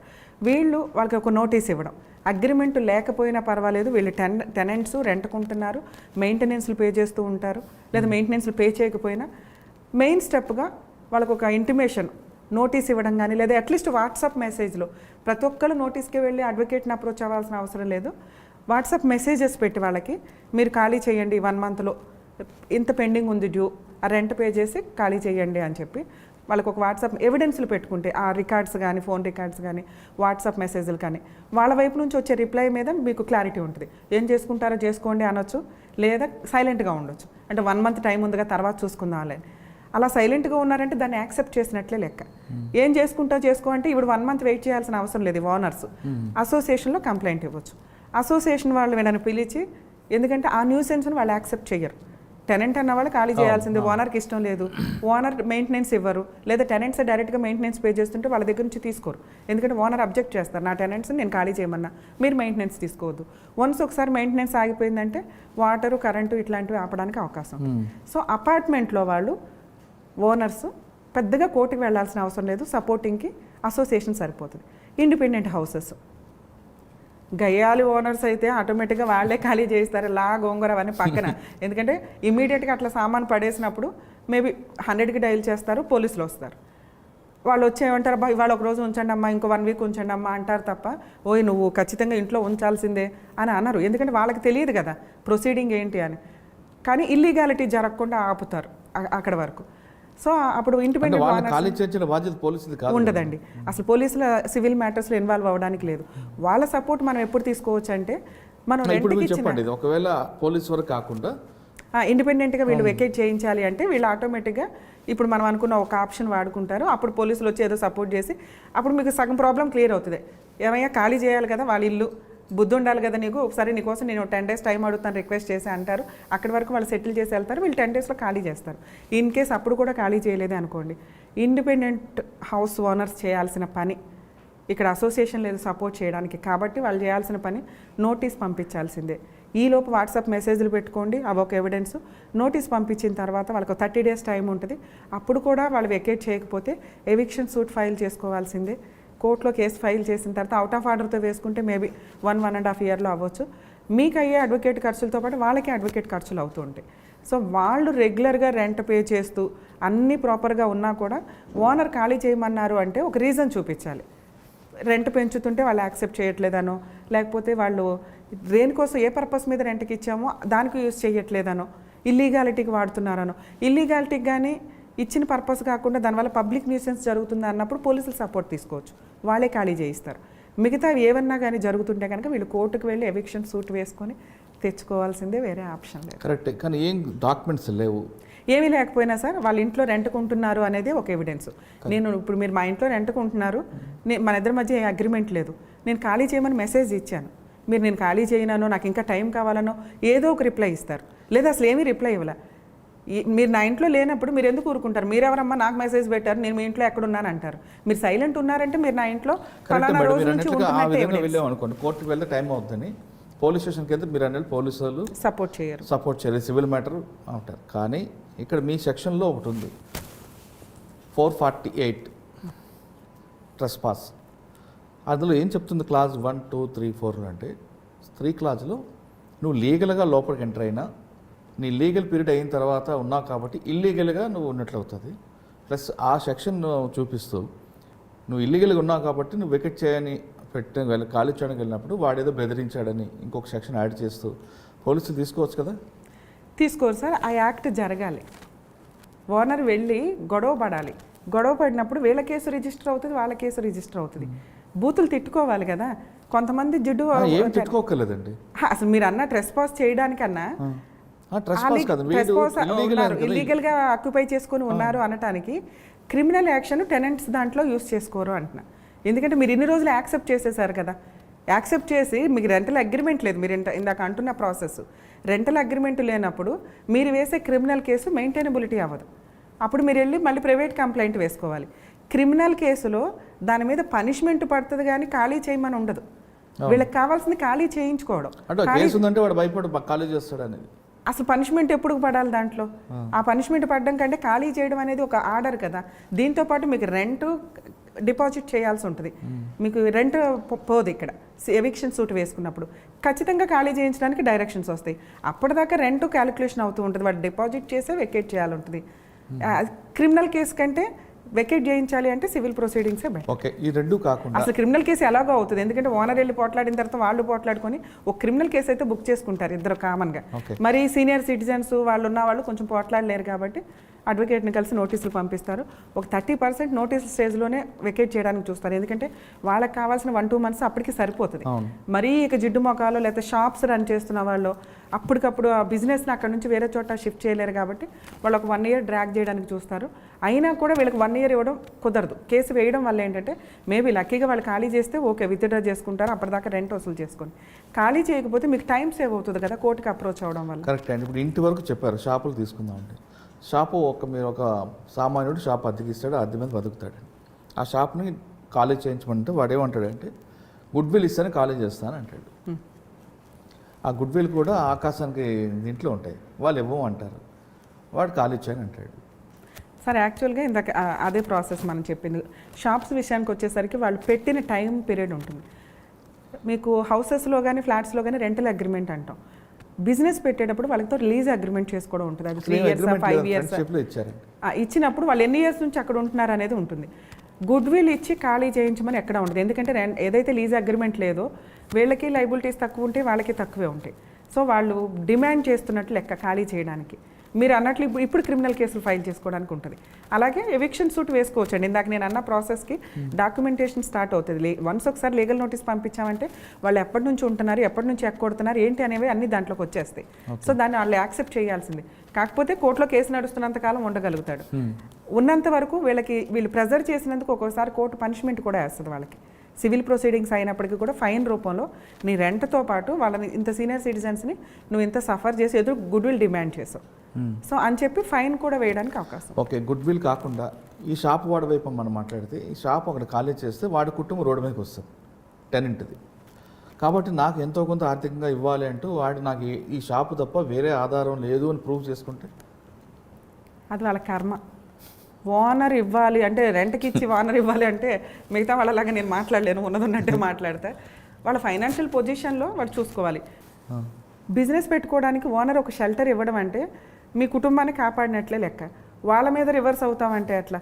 సో వాళ్ళు మేము ఇక్కడ నుంచి వెళ్ళిపోతే మాకు లైఫే లేదండి అంటే మీరు బతులు ఆడుకోవాలి. ఓనర్ని బతులు ఆడుకోకుండా డిమాండ్ చేసే పొజిషన్లో ఉంటే మీ క్యారెక్టర్ దిగజారిపోయినట్లే లెక్క. సో వీళ్ళు మీకు అంత ఛాన్స్ ఇచ్చారు అంటే అంత క్రూరులు ఎవరు ఉండరు. అలా అన్నారు అంటే ఇక వీళ్ళ పాపాన్ని వెళ్ళిపోతారు, కానీ వీళ్ళు ఓనర్స్, వాళ్ళ ఇష్టం, వాళ్ళ హౌస్ వాళ్ళకి వాళ్ళు అన్న టైంలో వీళ్ళు వెకేట్ చేయాలి. కాకపోతే ఒక 1 month 2 months బతును ఆడుకోవాలి, వేరే చోటకి షిఫ్ట్ అవ్వాలి తప్ప మేము బయట పడిపోతున్నాం కాబట్టి మాకు ఇవ్వండి అంటే సొంత ఇళ్లలో వాళ్ళే వాళ్ళని ఏం కాపాడట్లా. ఓనర్కి ఏం పని, వీళ్ళకి కాంపెన్సేట్ చేసి బయటికి పంపించడానికి కాంపెన్సేట్ చేస్తారండి. ఎప్పుడంటే వీళ్ళు లీజ్ అగ్రిమెంట్ రాసుకొని కరెక్ట్గా వాళ్ళు డెవలప్మెంట్ అవుతున్న టైంలో మాకు అర్జెంటుగా కావాలి వెకేట్ చేయండి అని. అటువంటప్పుడు టెనెంట్ కనుక కేసు ఫైల్ చేసుకుంటే లీజ్ అగ్రిమెంట్ కంప్లీట్ అయ్యేదాకా వెకేట్ చేయమని రైట్స్ ఓనర్కి ఉండవు. అట్లా సేఫ్ చేసుకోగలరు తప్ప ఒక హౌస్ ఆక్యుపై చేసేసుకొని మేము ఇప్పుడు బయటకు వెళ్తే బతకలేం మీరు ఇవ్వండి అంటే కుదరదు. ఓకే, ఇంకొక ఫ్యామిలీ ఒక షాప్ ఉందండి, ఆ అమ్మాయి పెళ్లి చేయాలి, లేదు వాళ్ళకి ఆరోగ్యంగా ప్రాబ్లం ఉంది. ఈ 2 కారణాల చేత ఆ ప్రాపర్టీ అమ్మాలనుకుంటున్నారు, కానీ వాడు ఖాళీ చేయట్లేదు. ఈ కారణాలు ఏదో ఒక కారణం పెట్టి పోలీస్ స్టేషన్ పెట్టచ్చా? అసలు పోలీస్ స్టేషన్కి వెళ్ళటానికే లేదు. అంటే నాకు ఒక ప్రాపర్టీ ఉంది, అమ్మాయి పెళ్లి చేయాలి, ఈ ప్రాపర్టీ అమ్మితేనే నీ పెళ్లి జరుగుతుంది, కాబట్టి ఖాళీ చేయమంటే కానీ ఖాళీ చేయట్లేదు, ఈ కారణం చేత నా కుటుంబం నాకు ఆర్థికంగా చిదిగిపోతుంది. ఇట్లా మాట్లాడుకునేవి చాలా రేర్ కేసులు. ఎందుకంటే మనిషి అన్నవాడికి కాస్త మానవత్వం అయితే ఉంటుంది. కుళ్ళు కుతంత్రాలు, జిడ్డు, గొడవ, కక్ష, కార్పణ్యాలు ఉన్నప్పుడు కొంచెం మనం అనుకున్న లిటిగేషన్ నడుస్తుంది. ఇవి ఇట్లా మాట్లాడుతున్న కేసెస్ అన్నీ ఓన్లీ 1% ఉంటాయి. రెంట్ కంట్రోల్ యాక్ట్ ప్రకారం మనం కేసులు చూసుకుంటే అవి కూడా 1.5 yearకి సెటిల్ అవుతాయి. ఎందుకంటే వాళ్ళకి కావాల్సిన టైం పీరియడ్ అది. ఈ టైం పీరియడ్లో ఎంత సడన్గా రేపే ఇల్లు ఇవాళ ఖాళీ ఎల్లుండే అమ్మకం అంటే అది జరిగే పని కాదు. ఓనర్ అట్లా అడిగినా కూడా కోర్టు ఏం కన్సిడర్ చేయదు. దేనికన్నా ఒక లిమిటేషన్ పీరియడ్ ఉంటుంది. వీళ్ళకి ఖచ్చితంగా 3 months నోటీస్ ఇస్తాం. ఆ 3 months సరిపోతుంది వాళ్ళు వెకేట్ చేయడానికి. ఈ లోపు వాళ్ళు అమ్ముకోవచ్చు తప్ప ఇవాళ మీరు ఇవాళ వెకేట్ చేయాల్సిందే, రేపు మేము అమ్ముకుంటాం అనడానికి కుదరదు రూల్ ప్రకారం. ఓకే, ఈ పక్కన పెడదాం. ఒకసారి మీ ప్రయాణం చెప్పండి. ఇంకేం ప్రయాణం సార్? అంటే మీరు తర్వాత టీవీలకి మన చైల్డ్ ల్యాబ్ యాక్ట్ మీద ఎక్కువ పనిచేశారు, వరంగల్ విషయంలో వెళ్ళారు, ఫైట్ చేశారు. తర్వాత టీవీలో అసలు మీరు కనపడితే చాలు అన్నట్లేదు కదా, సంసారం ఒక చదరంగం. సరే, యాక్చువల్గా దాంట్లో మీకు ఎలాగొచ్చిందండి? ఈ హ్యూమన్ రైట్స్ కమిషన్లో ఒకప్పుడు ఈ లవ్ డిస్ప్యూట్స్తో పాటు చాలా కేసెస్ వస్తూ ఉండేవి. గవర్నమెంట్కి అగైనెస్ట్గా ఏదైనా కేసులు ఫైల్ చేయాలంటే పోలీసులకి అగైనెస్ట్గా ఫైల్ చేయాలంటే human rights commission is the best platform. అవును. కోర్టులకు వెళ్ళి లాయర్లను పెట్టుకొని ఇవేమీ లేకుండా, అంటే పేదవాళ్ళకు కూడా అందుబాటులో ఉండే కమిషన్స్ మనకు ఉన్నాయి, కానీ జనాలకి అవేర్నెస్ ఉండదు. అక్కడికి వెళ్ళి ఫాస్ట్ రిలీఫ్ లేదు. ఇప్పుడు అక్కడ కూడా అట్లాగే పొజిషన్ లీగల్గా ప్రొసీడ్ అవుతున్నారు వాళ్ళు కూడా. యాక్చువల్గా హ్యూమన్ రైట్స్ కమిషన్ అంటే మార్నింగ్ వేస్తే ఈవినింగ్ రిజల్ట్ వచ్చి మనకి ఫ్యాక్స్ నోటీసులు ఆర్డర్స్ పంపించిన రోజులు ఉన్నాయి. అంత ఫాస్ట్ ఇప్పుడు నడవట్ల. అది అంటే అక్కడ ఉండే జడ్జెస్ మీద డిపెండ్ అయి ఉంటే, వాళ్ళకున్న ఫెసిలిటీస్ మీద డిపెండ్ అయి ఉంటే, పైనుంచి వచ్చే డైరెక్షన్స్. మేబీ నేను ఈ స్టేజ్ మీద అది మాట్లాడడానికి అవకాశం ఉందో లేదో కానీ మేము ఫాస్ట్గా చూసిన పొజిషనే నేను చెప్పగలను. ఇప్పుడు ప్రజెంట్ అట్లా నడవట్ల. ఒక పిటిషన్ ఫైల్ చేస్తే మేబీ కొన్ని కేసెస్ 1 month పడితే, కొన్ని కేసెస్ 3 months డేట్ పడుతున్నాయి, ఫస్ట్ డేట్. దానికంటే కోర్టుకి వెళ్ళడం బెటర్ ఆ పొజిషన్ కంటే. సో హ్యూమన్ రైట్స్ కమిషన్లో ఇట్లా నడుస్తున్న టైంలో నేనేసే కేసెస్ అన్నీ కూడా రెగ్యులర్గా న్యూస్ ఛానల్స్లో వచ్చేవి. హ్యూమన్ రైట్స్ కమిషన్లో రమ్య గారు ఈ కేసు వేశారు, రమ్య గారు. దాంతోపాటు అప్పుడప్పుడే కొత్తగా లీగల్ అవేర్నెస్ ప్రోగ్రామ్స్ నడుస్తున్నాయి. TV5లో కానీ, NTVలో కానీ, వనితా టీవీలో, వాటిలో రెగ్యులర్ వెళ్తూ ఉండేదాన్ని. అలా నడుస్తూ ఉండగా జయసుధ గారిది మా టీవీలో అందమైన జీవితం అని ఒక ప్రోగ్రామ్ చేశారు డైరెక్టర్ భారతి గారు, భారతీ కృష్ణ గారు. వాళ్ళ అడ్వకేట్స్ని చూస్ చేస్తూ ఉంటే ఈచ్ ఎపిసోడ్కి ఒక అడ్వకేట్ని పెట్టుకున్నారు వాళ్ళు. ఒక ఎపిసోడ్కి నేను వెళ్ళాను. నేను మాట్లాడిన 5 minutes ఆ రోజు ట్రోల్ ఫుల్. ఎంత రికగ్నైజేషన్ వచ్చిందంటే ఆ జయసుధ గారితో చేసిన ప్రోగ్రామ్. ఒక కలరు, ఒక అపీరెన్సో, ఏమి బ్యాక్గ్రౌండ్ అసలు ఈ రోజుకి నేను సెటిల్ అయ్యానంటే ఓన్లీ నా ఇండివిజువల్ బ్యాక్గ్రౌండే లేదు. సెల్ఫ్ హానెస్టీ ప్రాక్టీసు, ఉన్నట్టు మాట్లాడడం, నిజాయితీగా వెళ్ళటం. ఫ్రీగా చేసే కేసులు ఫ్రీగాను చేస్తాను, ఫీజులు తీసుకునే చోట నేను పర్ఫెక్ట్గా చేస్తాను కాబట్టి నా ఫీజు ఇంతే. అది కొన్ని కేసులు అరే రమ్య గారు ఏంటి ఇంతే తీసుకున్నారు అనుకోవచ్చు, కొన్ని కేసులు రమ్య గారు ఎందుకంటే వర్త్ అంత ఉంటుంది. వేరే చోటుకి వెళ్తే అంతకంటే ఎక్కువ అవుతాయి. అది నా క్లయింట్స్కి తెలుసు. సో ఆ హానెస్టీ ఏదైతే ఉందో, నేను ఆ రోజు షోలో మాట్లాడింది డైరెక్టర్కి వాళ్ళ వైఫ్కి బాగా నచ్చి ఆ నెక్స్ట్ సుమలత గారితో ఒక 500 episodes సంసారం ఒక చదరంగం ప్రోగ్రామ్ పెట్టుకున్నారండి. ఆ ప్రోగ్రామ్కి పూర్తి కాంట్రాక్ట్ నేను, మొత్తం ఆ ఎపిసోడ్స్ అన్నీ నావి. ఎంత బాగా వెళ్ళిందంటే నిజంగా సుమలత గారిని నేను హోస్ట్ చేసిన వాళ్ళ గెస్ట్లు ఎవరైతే ఉంటారో వాళ్ళలో సుమలత గారు బెస్ట్ అని నేను అనుకుంటున్నాను. అంత సీనియర్, మేబీ ఈ జనరేషన్ వాళ్ళకి తెలియకపోవచ్చు కానీ అంత సీనియర్ ఆర్టిస్ట్ అయ్యుండి కూడా వాళ్ళ ఇంట్లో వాళ్ళు, అది నేను ఇంకా హ్యాపీగా ఫీల్ అయ్యేదంటే వాళ్ళ ఇంట్లో వాళ్ళు కానీ, వాళ్ళ వర్కర్స్ కానీ, వాళ్ళ డ్రైవర్లు కానీ నన్ను చూడడానికి షోకి వచ్చేవాళ్ళు. ఆవిడ అనేది రమ్య నిన్ను చూడడానికి వస్తున్నారు వాళ్ళు అని. నేను వచ్చి ఆ 15-20 minutes ఎపిసోడ్ చాలా బాగా ఇదయ్యాను. ఆవిడ ఏ రోజు కూడా రమ్య గారిని తగ్గించండి ఇది అని ఎప్పుడు అనలా, అది నాకు తెలుసు. ఎందుకంటే డైరెక్టర్ కూడా పూర్తి ఫ్రీడమ్ ఇచ్చేసారు నాకు. షో అంత బాగా వెళ్ళింది. ఎందుకంటే మా స్టేజ్లో మేము అక్కడికి వచ్చే వాళ్ళందరూ కూడా కొంతమంది అంటారా వాళ్ళ పిలవండి, వీళ్ళని పిలవండి, సెలబ్రిటీలను పిలవండి, దమ్ముంటే వీళ్ళకి సెటిల్ చేయడం. అవి ఏవి ఫాల్స్ కేసులు కాదు. హానెస్టీగా పేదవాళ్ళు ఎవరైతే ఉంటారో, మిడిల్ కోర్టుల చుట్టూ వెళ్ళలేక, అడ్వకేట్స్ని పెట్టుకోలేక వెక్స్ అయిపోయిన ఎవరైతే ఉంటారో వాళ్ళు అక్కడికి వచ్చేవాళ్ళు. అవన్నీ హానెస్టీ కేసులే. అక్కడికక్కడ సెటిల్ చేసేవాళ్ళం. మ్యాక్సిమం మా ఎపిసోడ్స్ ఎట్లా ఉండేయంటే నేను అగ్రిమెంట్స్ కూడా రాసేదాన్ని, ఇట్లా సెటిల్మెంట్ అయిందని కలిపి పంపించడానికి ఎక్కువ చూసేవాళ్ళం. ఇన్ కేసు లేదంటే సెటిల్ చేసి అడ్వకేట్స్కి రిఫర్ చేయించేవాళ్ళం. వాళ్ళు వేరే వాళ్ళ నుంచి వస్తారు కాబట్టి. సో అట్లా సెటిల్ చేసాం. అది 500 episodes అయిపోయినాక మా టీవీలో అయిపోయిందండి. ఏది బిగ్ బాస్ షోస్ వల్ల వాళ్ళదే ఇంకా ఆగిపోయింది. తర్వాత రోజా గారితో, జీవిత గారితో బతుకు చెట్కా బండిలో కూడా మధ్యలో ఎపిసోడ్స్కి వెళ్తూ చేసేదాన్ని. అంటే మీరు ఆ కార్యక్రమాలు వచ్చిన వాళ్ళకన్నా సెటిల్ చేస్తారు, కానీ బయట ఎప్పుడైనా మీరెవరు సెటిల్ చేయడానికి ఎవరైనా క్వశ్చన్ చేస్తే మీరు సమాధానం అంటే సార్, లోక్ అదాలత్ అనేది చేయగలిగే కెపాసిటీ ఉండి ఎవరైనా కానీ ఫ్రీగా పబ్లిక్కి ఏమి డిమాండ్ చేయకుండా పబ్లిక్కి సర్వీస్ చేసే రైట్స్ ఉంటాయి. అది లోక్ అదాలత్ అవ్వచ్చు, NGOs అవ్వచ్చు, ఇట్లా ప్రోగ్రామ్ అవ్వచ్చు. వాళ్ళకి ఇష్టం లేకుండా ఫోర్సిబుల్గా తీసుకొచ్చే రైట్స్ ఎవరికి లేవు, లోక్ అదాలత్కి లేదు. లోక్ అదాలత్ అంటే ఈక్వల్ టు జడ్జెస్ ఉంటారు అక్కడ, అడ్వకేట్స్ ఉంటారు. అట్లాగే NGOsకి ఫోర్సిబుల్గా తీసుకొస్తే NGOs మీద కంప్లైంట్ ఇవ్వచ్చు. అలాగే టీవీ ఛానల్స్ వాళ్ళు ఇష్టపడి మాకు న్యాయం చేయండి మేము ప్రోగ్రామ్, ఎందుకంటే అది చేసి డబ్బులు కలెక్ట్ చేశారు కదా, అదొక రేటింగ్ తెచ్చుకున్నారు కదా అంటే అటువంటి ఇన్సిడెంట్లు ఉన్న వాళ్ళు ఎక్కడెక్కడో ఉంటారు, వాళ్ళు రాలేరు అక్కడ దాకా. సో వాళ్ళకి అది ఒక ఎగ్జాంపుల్గా ఉంటుంది అనే దాని మీద వీళ్ళు టీవీలో ప్రోగ్రామ్ చేసి న్యాయం చేస్తున్నారు. సో అలా చేయకూడదు అని మేము ఎప్పుడూ ఫేస్ చేయలేదు. రూల్ నేను అది కూడా చదువుకున్నా. యాక్చువల్గా ఇలా చేసే రైట్స్ ఉన్నాయా, సో లోక్ అదాలత్ అనేది పబ్లిక్, ఇప్పుడు మనకి గ్రామాల్లో గ్రామ పెద్దలు ఎట్లా సెటిల్ చేస్తారో మ్యాటర్స్, ఇది కూడా అట్లాగే లీగాలిటీగా ప్రాబ్లం లేని టాపిక్ అది. మీరు మీ టీవీ స్టూడియోలో కొన్ని ఫ్యామిలీ సెటిల్ చేస్తుంటారు, వాళ్ళు అక్కడి వరకే ఉంటారా, నిజంగా బయట కూడా మీరు ఇచ్చిన దీనికి ఫాలో అవుతుంటారా? సార్ మేము చేసిన 500 ఎపిసోడ్స్లో నాకు తెలిసి నా నెంబర్ ఎప్పుడు కూడా యూట్యూబ్ ఛానల్స్లో కానీ ప్రతి చోట డిస్ప్లే ఉంటుంది. ప్రాబ్లం వచ్చింది అని నాకు వచ్చిన కాల్స్ ఒక 2-3 ఉంటాయి.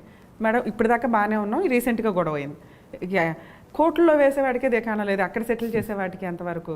ఫెయిల్ అయినవి చాలా తక్కువ. మీరు 500 ఎపిసోడ్లు చేసిన కేసుల్లో మీకు బాగా గుర్తుండిపోయిన కేసు ఒకటి చెప్పండి. అంటే ఇంత పేదటిక్ కేసు దేన్ని సెటిల్ చేశాను అని ఒక మెమరీ అయితే మీకు ఉంటుంది కదా? అట్లా కొంచెం 2-3 ఉన్నాయి సార్. ఒకటి, నేను వచ్చిన గెస్ట్లు ఎవరైతే ఉన్నారో ఒక ఆవిడ చాలా పేద ఆవిడ. మీరు సడన్గా అడిగినప్పుడు 3 years బ్యాక్వి నేను చెప్పలేకపోవచ్చు, కానీ ఒక ఎపిసోడ్ నేను స్పాంటేనియస్గా గుర్తొచ్చింది. ఒకప్పుడు అడాప్షన్ అనేది ఎక్కడ దొరికితే పిల్లల్ని వాళ్ళు పెంచుకుంటూ ఉండేవాళ్ళు. ఇప్పుడంటే దాంట్లో పిల్లల్ని హెరాస్ చేయడం, వేరే వాళ్ళకి అమ్మేయడం, ఇవన్నీ జరుగుతున్నాయని బాగా స్ట్రిక్ట్ రూల్స్ వచ్చినాయి. మనం ఎవరినైనా అడాప్ట్ చేసుకోవాలంటే కారా దగ్గరికి వెళ్ళి మాత్రమే అప్లై చేసుకోవాలి, రూల్ ప్రకారం తెచ్చుకోవాల్సిందే. అదో పెద్ద స్ట్రిక్ట్ రూల్స్. అడాప్ట్ చేసుకోవడానికి ఈ రోజున కొన్ని లక్షల మంది ఉన్నారు, కానీ అడాప్షన్ ఇవ్వడానికి గవర్నమెంట్ రెడీగా ఆ స్ట్రిక్ట్ రూల్స్కి కాస్త ఇది అవుతుంది. ఆ వచ్చిన ఎపిసోడ్లో ఏంటంటే వాళ్ళకి ఒక బాబు దొరికాడు చెత్తకుండి దగ్గర. ఇక ఆ బాబునే పెంచుకున్నారు వాళ్ళు. అతను ఈ రోజున 25-30 మేబీ అట్లా ఉన్నాడు అతను. వాళ్ళు సీనియర్ సిటిజన్లా ఉన్నారు. వాళ్ళంతా మేబీ తక్కువ పని చేస్తా, యాక్చువల్ పని ఎంత అని కాదు, వాళ్ళ వరకు వాళ్ళు ఇళ్లల్లో పని చేసుకునే అంత. అతను వాళ్ళు ఏదో ఉన్నంతలో ఏదో ఇల్లు కొనుక్కున్నారు. అతను ఎపిసోడ్కి వచ్చి మాట్లాడేది ఏంటంటే హక్కులు మాట్లాడుతున్నాడు. వీళ్ళు ఈ ప్రాపర్టీ కొన్నారు, ఈ ప్రాపర్టీ నాకు రిజిస్ట్రేషన్ చేయట్లేదు, ఇట్లా ఆస్తి గురించి వాళ్ళ మీద రెస్పాన్సిబిలిటీ తీసుకోకుండా వాళ్ళని డిమాండ్ చేసే పొజిషన్లో ఆ ఎపిసోడ్లో నాకు అరే భయ్ వాళ్ళు అసలు పెంచుకోకపోతే నువ్వు ఎక్కడుండేవాడివి. నేను ఆవిడకి వెళ్ళి కాళ్ళు దండం పెట్టాను. అది అసలు ఎక్కడన్నా హానెస్టీ కనిపిస్తే నేను అసలు తట్టుకోలేనండి. ఎవ్వరో ఆవిడ అసలు ఆవిడకి దండం పెట్టి వాడికి ఇచ్చాను చూడండి. ఇన్ కేసు వాళ్ళు పెంచుకోకపోతే నీ పొజిషన్ ఏంటి? ఎవరు పెంచుకోరు, అక్కడే వదిలేసేవాళ్ళు, లేకపోతే అనాథాశ్రమాల్లో ఉండాలి. కనీసం వాళ్ళు చదివిస్తానంటే చదువుకోవట్లా సరిగ్గా. ఒక రౌడీ అలవాట్లు అనమాట. అన్ని టీవీ షోకి అయితే నీట్గానే వచ్చాడు, కానీ ఆ అలవాట్లు అట్లా ఉన్నాయి. సో అదొక ఎపిసోడ్ అండి. నిజంగా పెంచుకోకపోతే వాళ్ళ లైఫ్ ఎలా ఉండేది. అది ఎక్స్ప్లెయిన్ చేయగానే వాళ్ళ మార్పు వచ్చిందా? అతనికి అంటే చెప్పేవాళ్ళని బట్టి ఉంటుంది సార్. నేను కొంచెం గట్టిగానే ర్యాష్గా రియాక్ట్ అయ్యా. వీళ్ళ వాల్యూ తెలియచేయగలిగాను, నెక్స్ట్ లా తెలియచేయగలిగా. వాల్యూ తెలిసిద్దా లేదా అతనికి అనవసరం, నేను చెప్పాలి కాబట్టి చెప్పాను. లా వల్ల అతనికి ఏ రైట్స్ లేవు. వీళ్ళు అడాప్టెడ్, లీగల్గా అడాప్ట్ చేసుకున్నారు, 30 years నుంచి నువ్వు ఉంటున్నావు, ఓకే. తలుచుకుంటే వాళ్ళు నీ మీద మెయింటెనెన్స్ కేసు వేయగలరు తప్ప వాళ్ళ కష్టార్జితాన్ని పంచమనే హక్కు కొడుగ్గా నీకు లేదు. వాళ్ళ తదనంతరం నీకు వస్తే వస్తుంది. ఇప్పుడు పంచండి, ఇది ఉంటేనే నాకు పెళ్ళి అవుద్ది. అరే నేను పెంచి పెద్దోళ్ళని చేస్తారు, అదే ఎక్కువ. నువ్వు కష్టపడి మంచి క్యారెక్టర్తో ఉంటే వచ్చే సంబంధాలు వస్తాయి. వీళ్ళు ఇల్లు ఇచ్చేస్తేనే సంబంధం అవుతుంది అనేది రాంగ్. కాబట్టి లీగాలిటీ తెలియజేసి కొంచెం తిట్టే పంపించినట్లు లెక్క. తర్వాత కౌన్సిలింగ్ కూడా ఇచ్చామండి అతనికి. ఇంక నుంచి బాగా చూసుకోమని వాళ్ళని. ఇక వీళ్ళు కూడా అంత ఎఫెక్షన్. అంటే లా ఎప్పుడైతే లేదని తెలుస్తుందో జైలుకి పంపిస్తాంగా, మామూలుగా ఊరుకోగా మనం మాట్లాడేది పంపిస్తామా లేదనే తర్వాత కానీ అక్కడ మేము వరకు రియాక్ట్ అయ్యేది అలా ఉంటుంది. కాబట్టి ఇక నుంచి బాగా చూసుకుంటానండి అది ఇది అన్నారు. మేబీ ఇప్పుడు ఎట్లా ఉన్నారు మనకు తెలియదు, కానీ అక్కడి వరకు వాళ్ళంతా హ్యాపీ. వెళ్ళేటప్పుడు కలిసి వెళ్ళారు, అది అంత బాగా అనిపించింది. ఇది కాకుండా ఫ్యామిలీ మ్యాటర్స్ చెప్పండి సార్. ఫ్యామిలీ మ్యాటర్స్ విషయానికి వచ్చేసరికి ఒక అమ్మాయి బెంగళూరు నుంచో ఎక్కడి నుంచో వచ్చారు వాళ్ళు.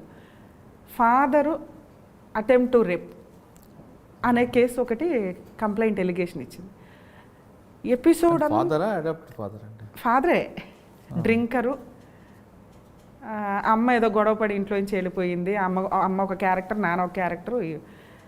అసలు ఎపిసోడ్ అంతా ఒక సైడ్ నడుస్తుందండి. అందరూ అయ్యో అయ్యో అయ్యో ఎట్లా కూడా ఉంటుందా. నిజమే.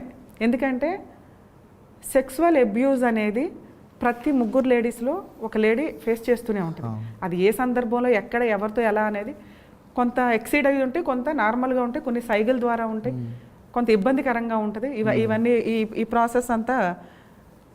సో అక్కడికి వచ్చేసరికి వాళ్ళ కేసుకి అతను డ్రింక్ చేసి వచ్చారు, చికెన్ కర్రీ వండమన్నాడు.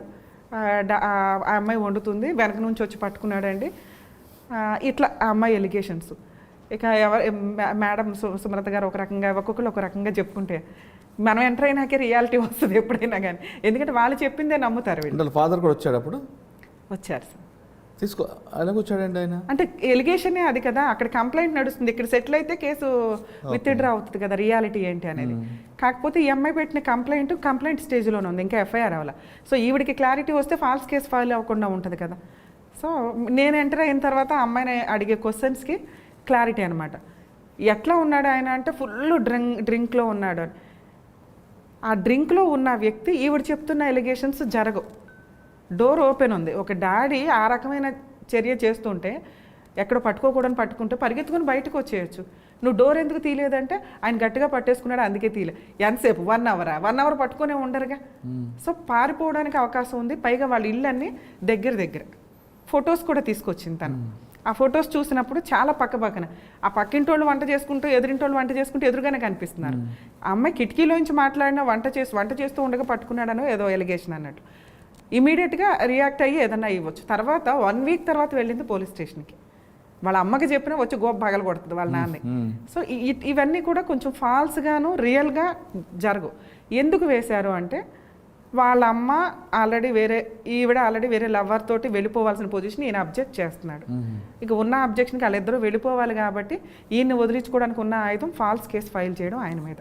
ఎందుకంటే భార్య మీద ఎలిగేషన్స్ తోటి ఆ భార్య ఈయన మీద కేసులు వేయడానికి ఉండదు. ఆవిడ ఆల్రెడీ వెళ్ళిపోతుంది కదా ఏ రోజుకి ఆ రోజు. ఇక ఈ పిల్ల తప్పించుకోవాలంటే ఈయన కంట్రోల్ పెడుతున్నాడు కూతుర్ని. ఈ ఫాల్స్ కేసు అన్నట్లు అది కొంచెం అమ్మాయికి కాస్త గట్టిగా చెప్పే పంపించాం ఆ రోజు. ఆయన పాపం నేర్చుకుంటే అది వెళ్ళాడు కానీ పరువు అయితే పోయింది కానీ అట్లా. కొన్ని సందర్భాలు అలా ఉంటాయి. పెట్టింది కదా.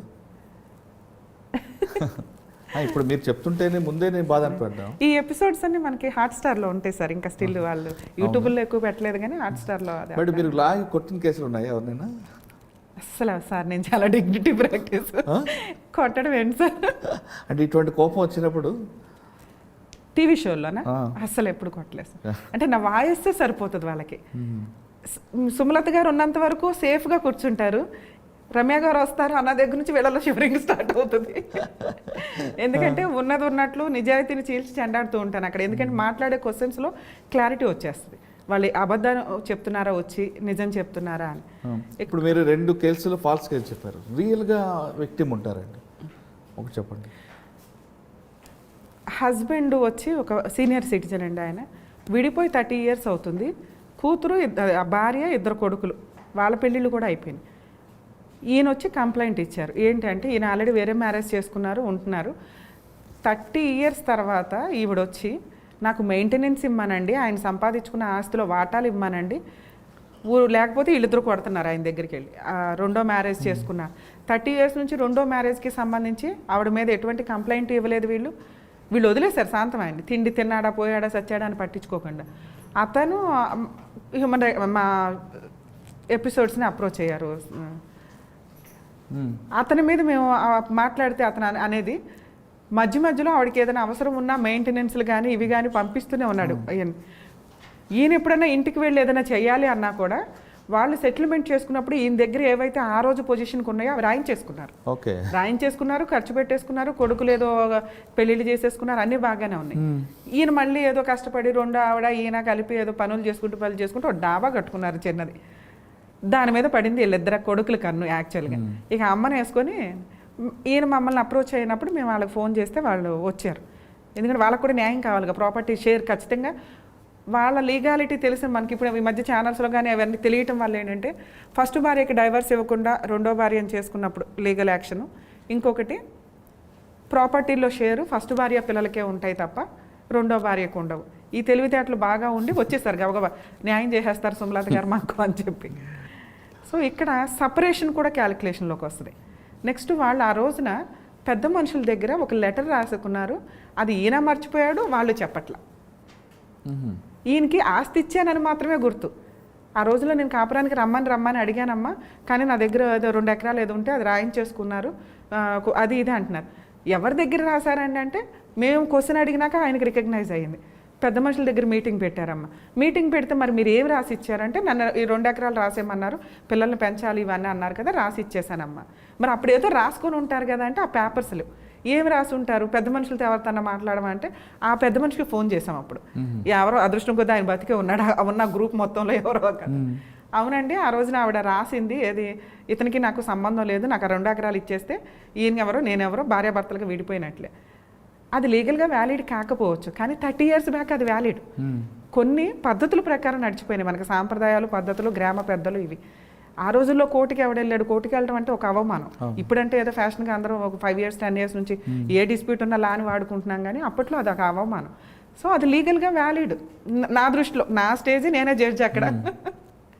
మానవత్వంగా మాట్లాడాలి. 30 years తర్వాత బుద్ధి లేకుండా ఆళ్ళెట్లో వచ్చావు, నువ్వు ఎట్లా వచ్చావు, గట్టిగా ఇచ్చి వాళ్ళ కొడుకులకి అయితే గట్టిగా ఇచ్చారా బాబు, మీరు కష్టపడి సంపాదించుకొని ఈ వయసులో మీ అమ్మని పోషించాల్సిన పోయి ఆవిడ వేసుకొని వచ్చి ఇంత పోట్లాడతారా? ఆయనే అప్పటికి 75 అట్లా ఉన్నాడు, కానీ కొంచెం స్ట్రాంగ్గా ఉన్నాడు. రైతు పనులు చేసుకునే వ్యక్తులు కదా, స్ట్రాంగ్గా ఉన్నాడు వ్యక్తి. ఆ సెకండ్ వైఫ్ వాళ్ళు 30 years నుంచి వాళ్ళు కలుసున్నారు. మీ అమ్మతో చేసుకుని 5 years, 5 yearsలో మీరిద్దరు పుట్టారు. ఉన్నంత వసూలు చేసుకుంది మీ అమ్మ. ఇప్పుడు వచ్చి ఇంకా ఏం వసూలు చేస్తారంటే, లీగల్గా డైవర్స్ తీసుకోలేదు కాబట్టి హక్కులు తెలియగానే 30 ఏళ్ళ తర్వాత 50 ఏళ్ళ తర్వాత వచ్చేస్తున్నారు. ఈ మధ్య కొత్తగా మాకు ప్రాపర్టీ కేసులు కానీ ఇవి కానీ చూస్తే అది కోర్టు ఇట్లా అంది కదా, ఇప్పుడు మేము వచ్చేసి మేము కేసులు వేసుకుంటాం, దానికి ఒక లిమిటేషన్ ఏడుస్తుంది. సో మీరు ఆల్రెడీ ఆ రోజు తీసుకున్నారు, ఈ పెద్ద మనిషి చెప్పిన దాని ప్రకారం మీకు ఏ రైట్స్ లేవు, దొబ్బేయండి ఇక్కడ నుంచి అని చెప్పి పంపించాం. సో ఆయన అయితే అసలు చాలా హ్యాపీ. ఇక్కడ మేబీ కోర్టుకి వెళ్ళినా ఆయనకి, ఎందుకంటే వీళ్ళు కేసు వేసేయచ్చు కదా, వీళ్ళు కేసు వేసేయచ్చు కదా సార్, ఎందుకంటే భార్య, లీగాలిటీ, డైవర్స్ లేవు. సో దానివల్ల కేసు వేస్తే ఈయన అడ్వకేట్ని పెట్టుకొని ఫైట్ చేస్తే కోర్టు కొట్టేస్తుంది, ఎందుకంటే దాంట్లో మైనస్లు ఎక్కువ ఉన్నాయి కాబట్టి. మేబీ ఇవ్వమంటే మెయింటెనెన్స్ ఇవ్వమనొచ్చు. మానవత్వం అయితే ఒకటి ఉండాలిగా. ఇక లా ఉంది కదా అని కోర్టులు చుడితే ఇప్పటికే వేల లక్షల కేసులు పెండింగ్ ఉన్నాయి. ఎందుకంటే ఇట్లాంటి ఫాల్స్ కేసులు ఎక్కువ. అది ఫాల్స్ అంటే వాళ్ళ దృష్టిలో అది కరెక్ట్ ఏమో, కానీ కొంచెం మానవత్వం ఉంటే కొన్ని కేసులు ఫైలింగే ఆగుతాయి అనేది నా ఉద్దేశం. ఓకే, ఇక మనం మరొకసారి బ్యాక్ వద్దాం. అంటే మీ సర్వీస్ గురించి అడుగుతా. సార్ మీ సర్వీస్ అంటే కాదు, మీ అడ్వైస్ కావాలి. సాధారణ ఇంటి పక్కన తిట్టుకుంటుంటారు కొంతమంది, ఆమె ఏదో చెప్తుంటుంది, చాడీలు పెట్టుకుంటుంటారు, కానీ అక్కడ పులి స్టాప్ పడాలంటే పోలీస్ స్టేషన్కి వెళ్తే ఇది కాగజబుల్ అఫెన్స్ కాదు అని చెప్తారు. వాళ్ళ మీద ఏదో చర్య తీసుకోవాలి, నన్ను తిడుతుంది ఆవిడ అని, ఏం చేయాలండి? దీన్ని కొలాదేర పంచాయతీలు ఏదో నడుస్తుంటాయండి. అంటే సెక్షన్ 268 IPCలో పబ్లిక్ న్యూసెన్స్ కింద వస్తుంది. దీన్ని పక్కింటి వాళ్ళు మనకి గొడవలు జరుగుతున్నాయి, అది హద్దులకు సంబంధించి కానీ, లేకపోతే వీళ్ళ చెట్టు ఆకులు ఎక్కడ పడుతున్నాయి, వాళ్ళ చెట్టు ఆకులు అటు పడుతున్నాయి అని కానీ, లేదా ఏదో సందర్భాల్లో గొడవలు జరుగుతుంది, ఏ సందర్భంలో, లేదా వాళ్ళకి వీళ్ళకి పడక, ఈ సందర్భాల్లో మాట్లాడుకోవడం కానీ తిట్టుకోవడం కానీ జరుగుతూ ఉంటుంది. సో ఇట్లాంటి సందర్భం జరిగినప్పుడు అవి ఎట్లా ఉంటాయంటే, వాళ్ళు చేసే యాక్ట్ మాటల ద్వారా కానీ, సైగల ద్వారా కానీ, ఫిజికల్గా కానీ అటాకులు జరిగితే ఆటోమేటిక్గా వీళ్ళు పబ్లిక్ న్యూసెన్స్ కింద కంప్లైంట్ ఫైల్ చేయడానికి అవకాశం. ఫిజికల్గా జరిగితే పోలీస్ స్టేషన్కి వెళ్ళొచ్చు. ఈ రెండిట్లో కూడా సార్, ఎందుకంటే బూతులు మాట్లాడేస్తారు, నువ్వేవతే అంటే నువ్వేవతే అని వేసుకునే అంత, అంటే జెంట్స్ కానీ లేడీస్. ఓకే, అది కాకుండా కేవలం మీరు అన్నట్లుగా సైకిల్తో కానీ, లేదా ఎదుటి వ్యక్తి మీద పెట్టి తిడుతున్నట్లు కానీ ఇటువంటి జరుగుతుంటాయండి. ఎదుటి వ్యక్తి మీద పెట్టి తిట్టేటప్పుడు మనం ప్రూవ్ చేసుకోవడం కుదరదు, మనకి అది మెంటల్ టెన్షన్. సో ఎదుటి వ్యక్తి మీద పెట్టి మనకే వినిపించేలాగా చేస్తున్నారు అంటే మూడో వ్యక్తి ఎవరన్నా ఎవిడెన్స్ ఉండాలి. అవునండి వీళ్ళకి దీని ముందు ఏమి యాక్ట్ జరిగింది, ఉత్తినే నేను ఎవరినో తిడుతున్నా అంటే మిమ్మల్ని తిడుతున్నట్టు కాదుగా, మీకు నాకు ఏదో ఒక యాక్ట్ జరగాలి, ఒక ఇన్సిడెంట్ జరిగి ఇది ఇంకొకరికి తెలియాలి. ఆ మూడో వ్యక్తి అవునండి వీళ్ళిద్దరి మధ్య ఒకప్పుడు గొడవ జరిగింది, అదే కంటిన్యూ అవుతుంది, ఈవిడేం చేస్తుందంటే ఇండైరెక్ట్గా తిడుతుంది. ఖచ్చితంగా ఈ థర్డ్ వ్యక్తి ఎవరైతే ఉంటారో చూసి విని ఉన్న వ్యక్తులు వాళ్ళు సపోర్ట్ చేస్తే కనుక అది పబ్లిక్ న్యూసెన్స్ కింద పోలీసులు వచ్చి వీళ్ళ మధ్య కౌన్సిల్ చేస్తారు. ప్రతి కేసు గబుకుని రిజిస్టర్ చేయడానికి అవ్వదు, కానీ అటాక్ కానీ ఇవి కానీ డైరెక్ట్గా ఉన్న కేసుల్లో కంప్లైంట్ విక్టిమ్ ఎవరైతే ఉంటారో వాళ్ళు కంప్లైంట్ ఇస్తే కనుక విత్ ఎవిడెన్స్ తోటి, ఒక్కోసారి ఫోన్ రికార్డ్స్ ఇవి పెట్టుకుంటూ ఉంటారు, కంప్లైంట్లు రిజిస్టర్ చేస్తారు. ఎవిడెన్స్ లేని టైంలో ఈ సెకండ్ పార్టీలను ఎవరైనా తీసుకుంటే కనుక వాళ్ళు ప్రాపర్గా అవునండి అన్నా కూడా వీళ్ళు ఏం చేస్తారంటే 2 పార్టీస్ని పిలిచి కౌన్సిల్ చేయడం జరుగుతుంది. ఎందుకంటే ఇదేమో ఎక్సీడ్ అయిపోవాలి, స్టార్టింగ్ స్టేజ్లోనే ఉంది, మళ్ళీ కేసులు పెడితే ఇంకా పెద్ద గొడవలు అవుతాయి. సో దానివల్ల కౌన్సిలింగ్ చేసి చూడడానికి చూస్తారు. కౌన్సిలింగ్కి వచ్చినప్పుడు వాళ్ళు నిజంగా యారగెంట్ అయితే వాళ్ళ బిహేవియర్ అలాగే బిహేవ్ చేస్తారు, అప్పుడు ఆటోమేటిక్గా ఎఫ్ఐఆర్ రిజిస్టర్ చేయడం జరుగుతుంది. ఓకే, రెండోదండి భార్యాభర్తల మధ్య గొడవలు. భర్తని భార్య అని బాగా హింసిస్తుంటారు, ఆ కేసుల్లో మరి 498 అని పెడుతుంటారు. అంటే ఫిజికల్గా ఆమెని హింసించడం కాకుండా మెంటల్గా కూడా హింసించే దుర్మార్గులు ఉన్నారు కొంతమంది. అంటే వాళ్ళని ఏ విధంగా కేసు పెట్టాలి పోలీస్ స్టేషన్లో? డైలీ 100 చేయమంటారా, లేదు అదంతా ఎవిడెన్స్ చూపించి పోలీస్ స్టేషన్లో పెట్టాలా? ఫ్యామిలీ మ్యాటర్స్లో ప్రాపర్ ఎవిడెన్స్లు ఉండవండి, అసలు ఎవిడెన్స్ పెట్టుకుంటేనే ఫ్యామిలీ పోద్ది. భార్యాభర్తలు అంటే 4 అంటే గోడల మధ్య కొంతమంది జరిగే కెమెరాల incidents. ఇప్పుడు మధ్యలో పెడుతున్నారు అదే కాపురాలు బాగా లా అవేర్నెస్ వచ్చేసి ఎవరికాళ్ళు కాపురం నిలబెట్టుకోవడం ఎలాగా అనే దానికంటే సాక్ష్యాలు పోగేసుకోవడం ఎలాగా అనే దాని మీదే కాన్సన్ట్రేట్ చేసి ఎప్పుడైతే ఆ సాక్ష్యం వీళ్ళు గ్యాదర్ చేస్తున్నారు అని తెలుస్తుందో గొడవలు పెద్దవి అయిపోతున్నాయి. ఆ ఎవిడెన్స్ని కోర్టు ఏం పెద్దగా కన్సిడర్ చేయదు, అవి సెకండరీ ఎవిడెన్స్లు. అసలు బేసిక్ ఎవిడెన్స్ అంటే నిజంగా కొడితే కనుక ఇమీడియట్గా డాక్టర్ దగ్గరికి వెళ్ళింది కానీ కంప్లైంట్ ఇచ్చినవి కానీ వాటిని ఎవిడెన్స్ కింద కన్సిడర్ చేస్తారు. వీళ్ళే స్క్రీన్ షాట్లు తీసేసుకొని ఒక 4 సంవత్సరాలు బాగానే ఉండి అప్పుడు కొట్టాడండి అనేవి కొంత కన్సిడర్ చేయడానికి కష్టం అవుతుంది. అంటే ఇమీడియట్గా ఏం చేయాలండి? డైలీ 100 ఇమీడియట్గా ఎప్పుడు కూడా అంటే కొట్టేదాకా తెచ్చుకోవద్దని నా ఉద్దేశం. కర్మ కొద్దీ కొట్టారే అనుకోండి, ఒక్కసారి పోలీస్ స్టేషన్ కంప్లైంట్ అంటూ వెళ్తే కాపురాలు పోతాయి. దానివల్ల కొంతమంది భరిస్తూ ఉంటారు. ఎంతవరకు భరిస్తున్నారు అనేది వాళ్ళ పర్సనల్ విషయం, భరించమని నేనేం చెప్పట్లా. ఇన్ కేస్ భరించడం వల్ల ఎందుకు భరిస్తున్నారు అంటే కాపురం పోతుందనో, ఇంట్లో వాళ్ళ పేరెంట్స్ యాక్సెప్ట్ చేయరనో, కొంతమంది పరువు కోసం ఎలా అయినా నువ్వు అక్కడే జావనే వాళ్ళు ఇప్పటికే ఉన్నారు. అంటే ఇప్పుడు డెవలప్మెంట్ వచ్చి లేడీస్ ఊరికే పోలీస్ స్టేషన్కి వస్తున్నారు, కానీ అలాంటి వాళ్ళు కూడా ఉన్నారు. నువ్వు అక్కడే ఉండు అనే పొజిషన్, లేకపోతే వెనక్కి వెళ్తే పరువు పోద్దని ఆలోచిస్తున్న వాళ్ళు ఉన్నారు. ఇన్ కేస్ అయినా కూడా నేనేమంటానంటే ఇటువంటి ఎవిడెన్స్లు రిపీటెడ్గా వస్తాయనో కాదనో కాదు, ఆ వ్యక్తిని కంట్రోల్ చేయాలి అంటే ఖచ్చితంగా ఆ టైంకి 100కి డైల్ చేయడం బెటర్. వాళ్ళు కంప్లైంట్ అయితే ఏం రిజిస్టర్ చేయడం. ఇప్పుడున్న సుప్రీంకోర్టు గైడ్ లైన్స్ ప్రకారం ఫ్యామిలీ మ్యాటర్స్లో ఖచ్చితంగా 2-3 టైమ్స్ కౌన్సిలింగ్ మాత్రమే ఉంది. భర్త వేధిస్తే డైలీ 100 ఫోన్ చేయాలంటారు. సో ఆ ఇన్సిడెంట్లు జరిగినప్పుడు అండి యాక్చువల్గా కాపురం నిలబెట్టుకోవడం కోసమని లేడీస్ అరే కంప్లైంట్ ఇస్తే ఏమైద్దో అన్నదాంతో ఆగుతూ ఉంటారు. కానీ నేను ఇచ్చే బెస్ట్ సజెషన్ ఏంటంటే భరించగలగడం అది మీ పర్సనల్ విషయం. వీళ్ళని కంట్రోల్ పెట్టాలి అంటే ఈ రోజున ఎవరు చెప్పినా వినే పొజిషన్లో ఎవరు ఉండట్లా. సో ఫిజికల్ అటాక్ చాలా తగ్గినాయి ఒక రకంగా మాట్లాడాలంటే. ఒకప్పుడు అసలు కొట్టడం ఒక హక్కులాగా ఫీల్ అయ్యేవాళ్ళు, లేడీస్ కూడా అలాగే ఫీల్ అయ్యేవాళ్ళు. అవును ఆ మాత్రం కొట్టపోతే ఎట్లా అండి అనే పొజిషన్లో ఉండేవాళ్ళు. ఇప్పట్లో కొంచెం రియలైజేషన్ వచ్చింది ఎవరిని ఎవరు కొట్టకూడదు అనేది. సో ఇన్ కేస్ నిజంగా అట్లా ఫిజికల్ అటాక్ వస్తుంది అంటే ఎక్కువ క్రూయాలిటీ ఉన్నట్టు లెక్క. అలాగే లేదా వీళ్ళు ఎక్కువ రెచ్చగొడుతున్నట్టు. లేడీస్కి ఉన్న ఆయుధం మాటలు, జెంట్స్కి ఉన్న ఆయుధం చేయి వేసి కొట్టడం. ఈ రెండు క్లాష్ అవుతున్న సందర్భంలో ఆ అమ్మాయి మాట్లాడే మాటలను ప్రూవ్ చేయడం పెద్దగా జరగదు. కాబట్టి ఫిజికల్ అటాక్ అతను కూడా దమ్ముంటే మాట్లాడాలి, అంతేగాని ఫిజికల్ అటాక్ ఇచ్చే రైట్స్ ఉండవు. కాబట్టి పనిష్మెంట్ పడడానికి అవకాశం ఉంది. సో అతన్ని కంట్రోల్ చేయాలంటే ఆ టైంలో అరే కాపురం పోతుంది అనేది కాదు, అతన్ని కంట్రోల్ చేయడానికి కోసమన్నా అట్లీస్ట్ 100కి డైల్ చేయడం బెస్ట్ ఆప్షన్. ఒక్కోసారి పోలీసులు రావచ్చు రాకపోవచ్చు, 99% వస్తారు. ఇన్ కేస్ రాలేదనుకోండి, మీరు డైల్ చేసింది ఏదైతే ఉంటుందో అది ఒక ఎవిడెన్స్గా ఉంటుంది. రేపటి రోజు నిజంగా ఇది కంటిన్యూ అయింది, కేసులు వేయాల్సి వస్తే కనుక అదిగోండి పలానా రోజు నేను డైల్ చేశాను, హెరాస్మెంట్ తట్టుకోలేక, లేదా కానిస్టేబుల్స్ వచ్చారు మీరు వేసినప్పుడు, ఇలా దెబ్బలు అవి ఉన్నప్పుడు అండి వాళ్ళు టెస్ట్కి పంపిస్తారు. మెడికల్ రిసిప్ట్లు అవి దగ్గర పెట్టుకోవడం వల్ల ఏంటంటే భవిష్యత్తులో ఇది ఒక ఎవిడెన్స్గా ఉంటుంది. నెక్స్ట్ ఇతనికి కౌన్సిలింగ్ ఇస్తారు, ఎలా ఉండాలి ఏంటి, కొట్టకుండా ఉండాలి. అమ్మాయి కేసు పెడితే రిజిస్టర్ అవుతుంది, కేసు పెట్టరు మ్యాక్సిమం కాపురం నిలబెట్టుకోవాలనుకుంటుంది. కాబట్టి కౌన్సిలింగ్లో ఇతనికి అరే ఇంకొకసారి నేను అమ్మాయి మీద చేయేస్తే నా మీద కేసు రిజిస్టర్ అవుతుందని కంట్రోల్ అవ్వడానికి అవకాశం ఉంది. సో అట్లీస్ట్ అట్లాంటి ఇన్సిడెంట్ జరిగినప్పుడు 100కి డైల్ చేయడం కానీ, అట్లీస్ట్ పక్కింటి వాళ్ళని పిలిచి ప్రొటెక్షన్గా ఉంచుకుంటే వాళ్ళు ఒక ఎవిడెన్స్గా ఉండడం కానీ జరుగుతుంది. ఓకే, ఇక్కడ భార్య భర్తను కొట్టింది అనుకోండి, ఇవే ఇప్పుడు ఎక్కువ జరుగుతున్నాయి సార్. యాక్చువల్గా భార్య భర్తను కొడుతుంది, లేదంటే భార్య తరపు వాళ్ళందరూ కలిసి వచ్చి భర్తను కొట్టేది. రీసెంట్గా ఇవి ఎక్కువ జరుగుతున్నాయి. ఎందుకంటే కేసులు 498 అరెస్టులు ఎక్కువ జరిగేవి. ఒకప్పుడు ఒక 5 years నుంచి సుప్రీంకోర్టు గైడ్ లైన్స్ వల్ల 41 నోటీస్ స్టేషన్ బెయిల్ ఇవ్వడం జరుగుతుంది. కానీ ఒకప్పుడు అటాక్స్ ఎక్కువ జరుగుతూ ఉండేవి. ఎంతలా అంటే 498 కేసుల వల్ల అబ్బాయి తరపు అమ్మా నాన్న హార్ట్ అటాకులతో చనిపోయిన కేసులు చాలా ఉన్నాయి.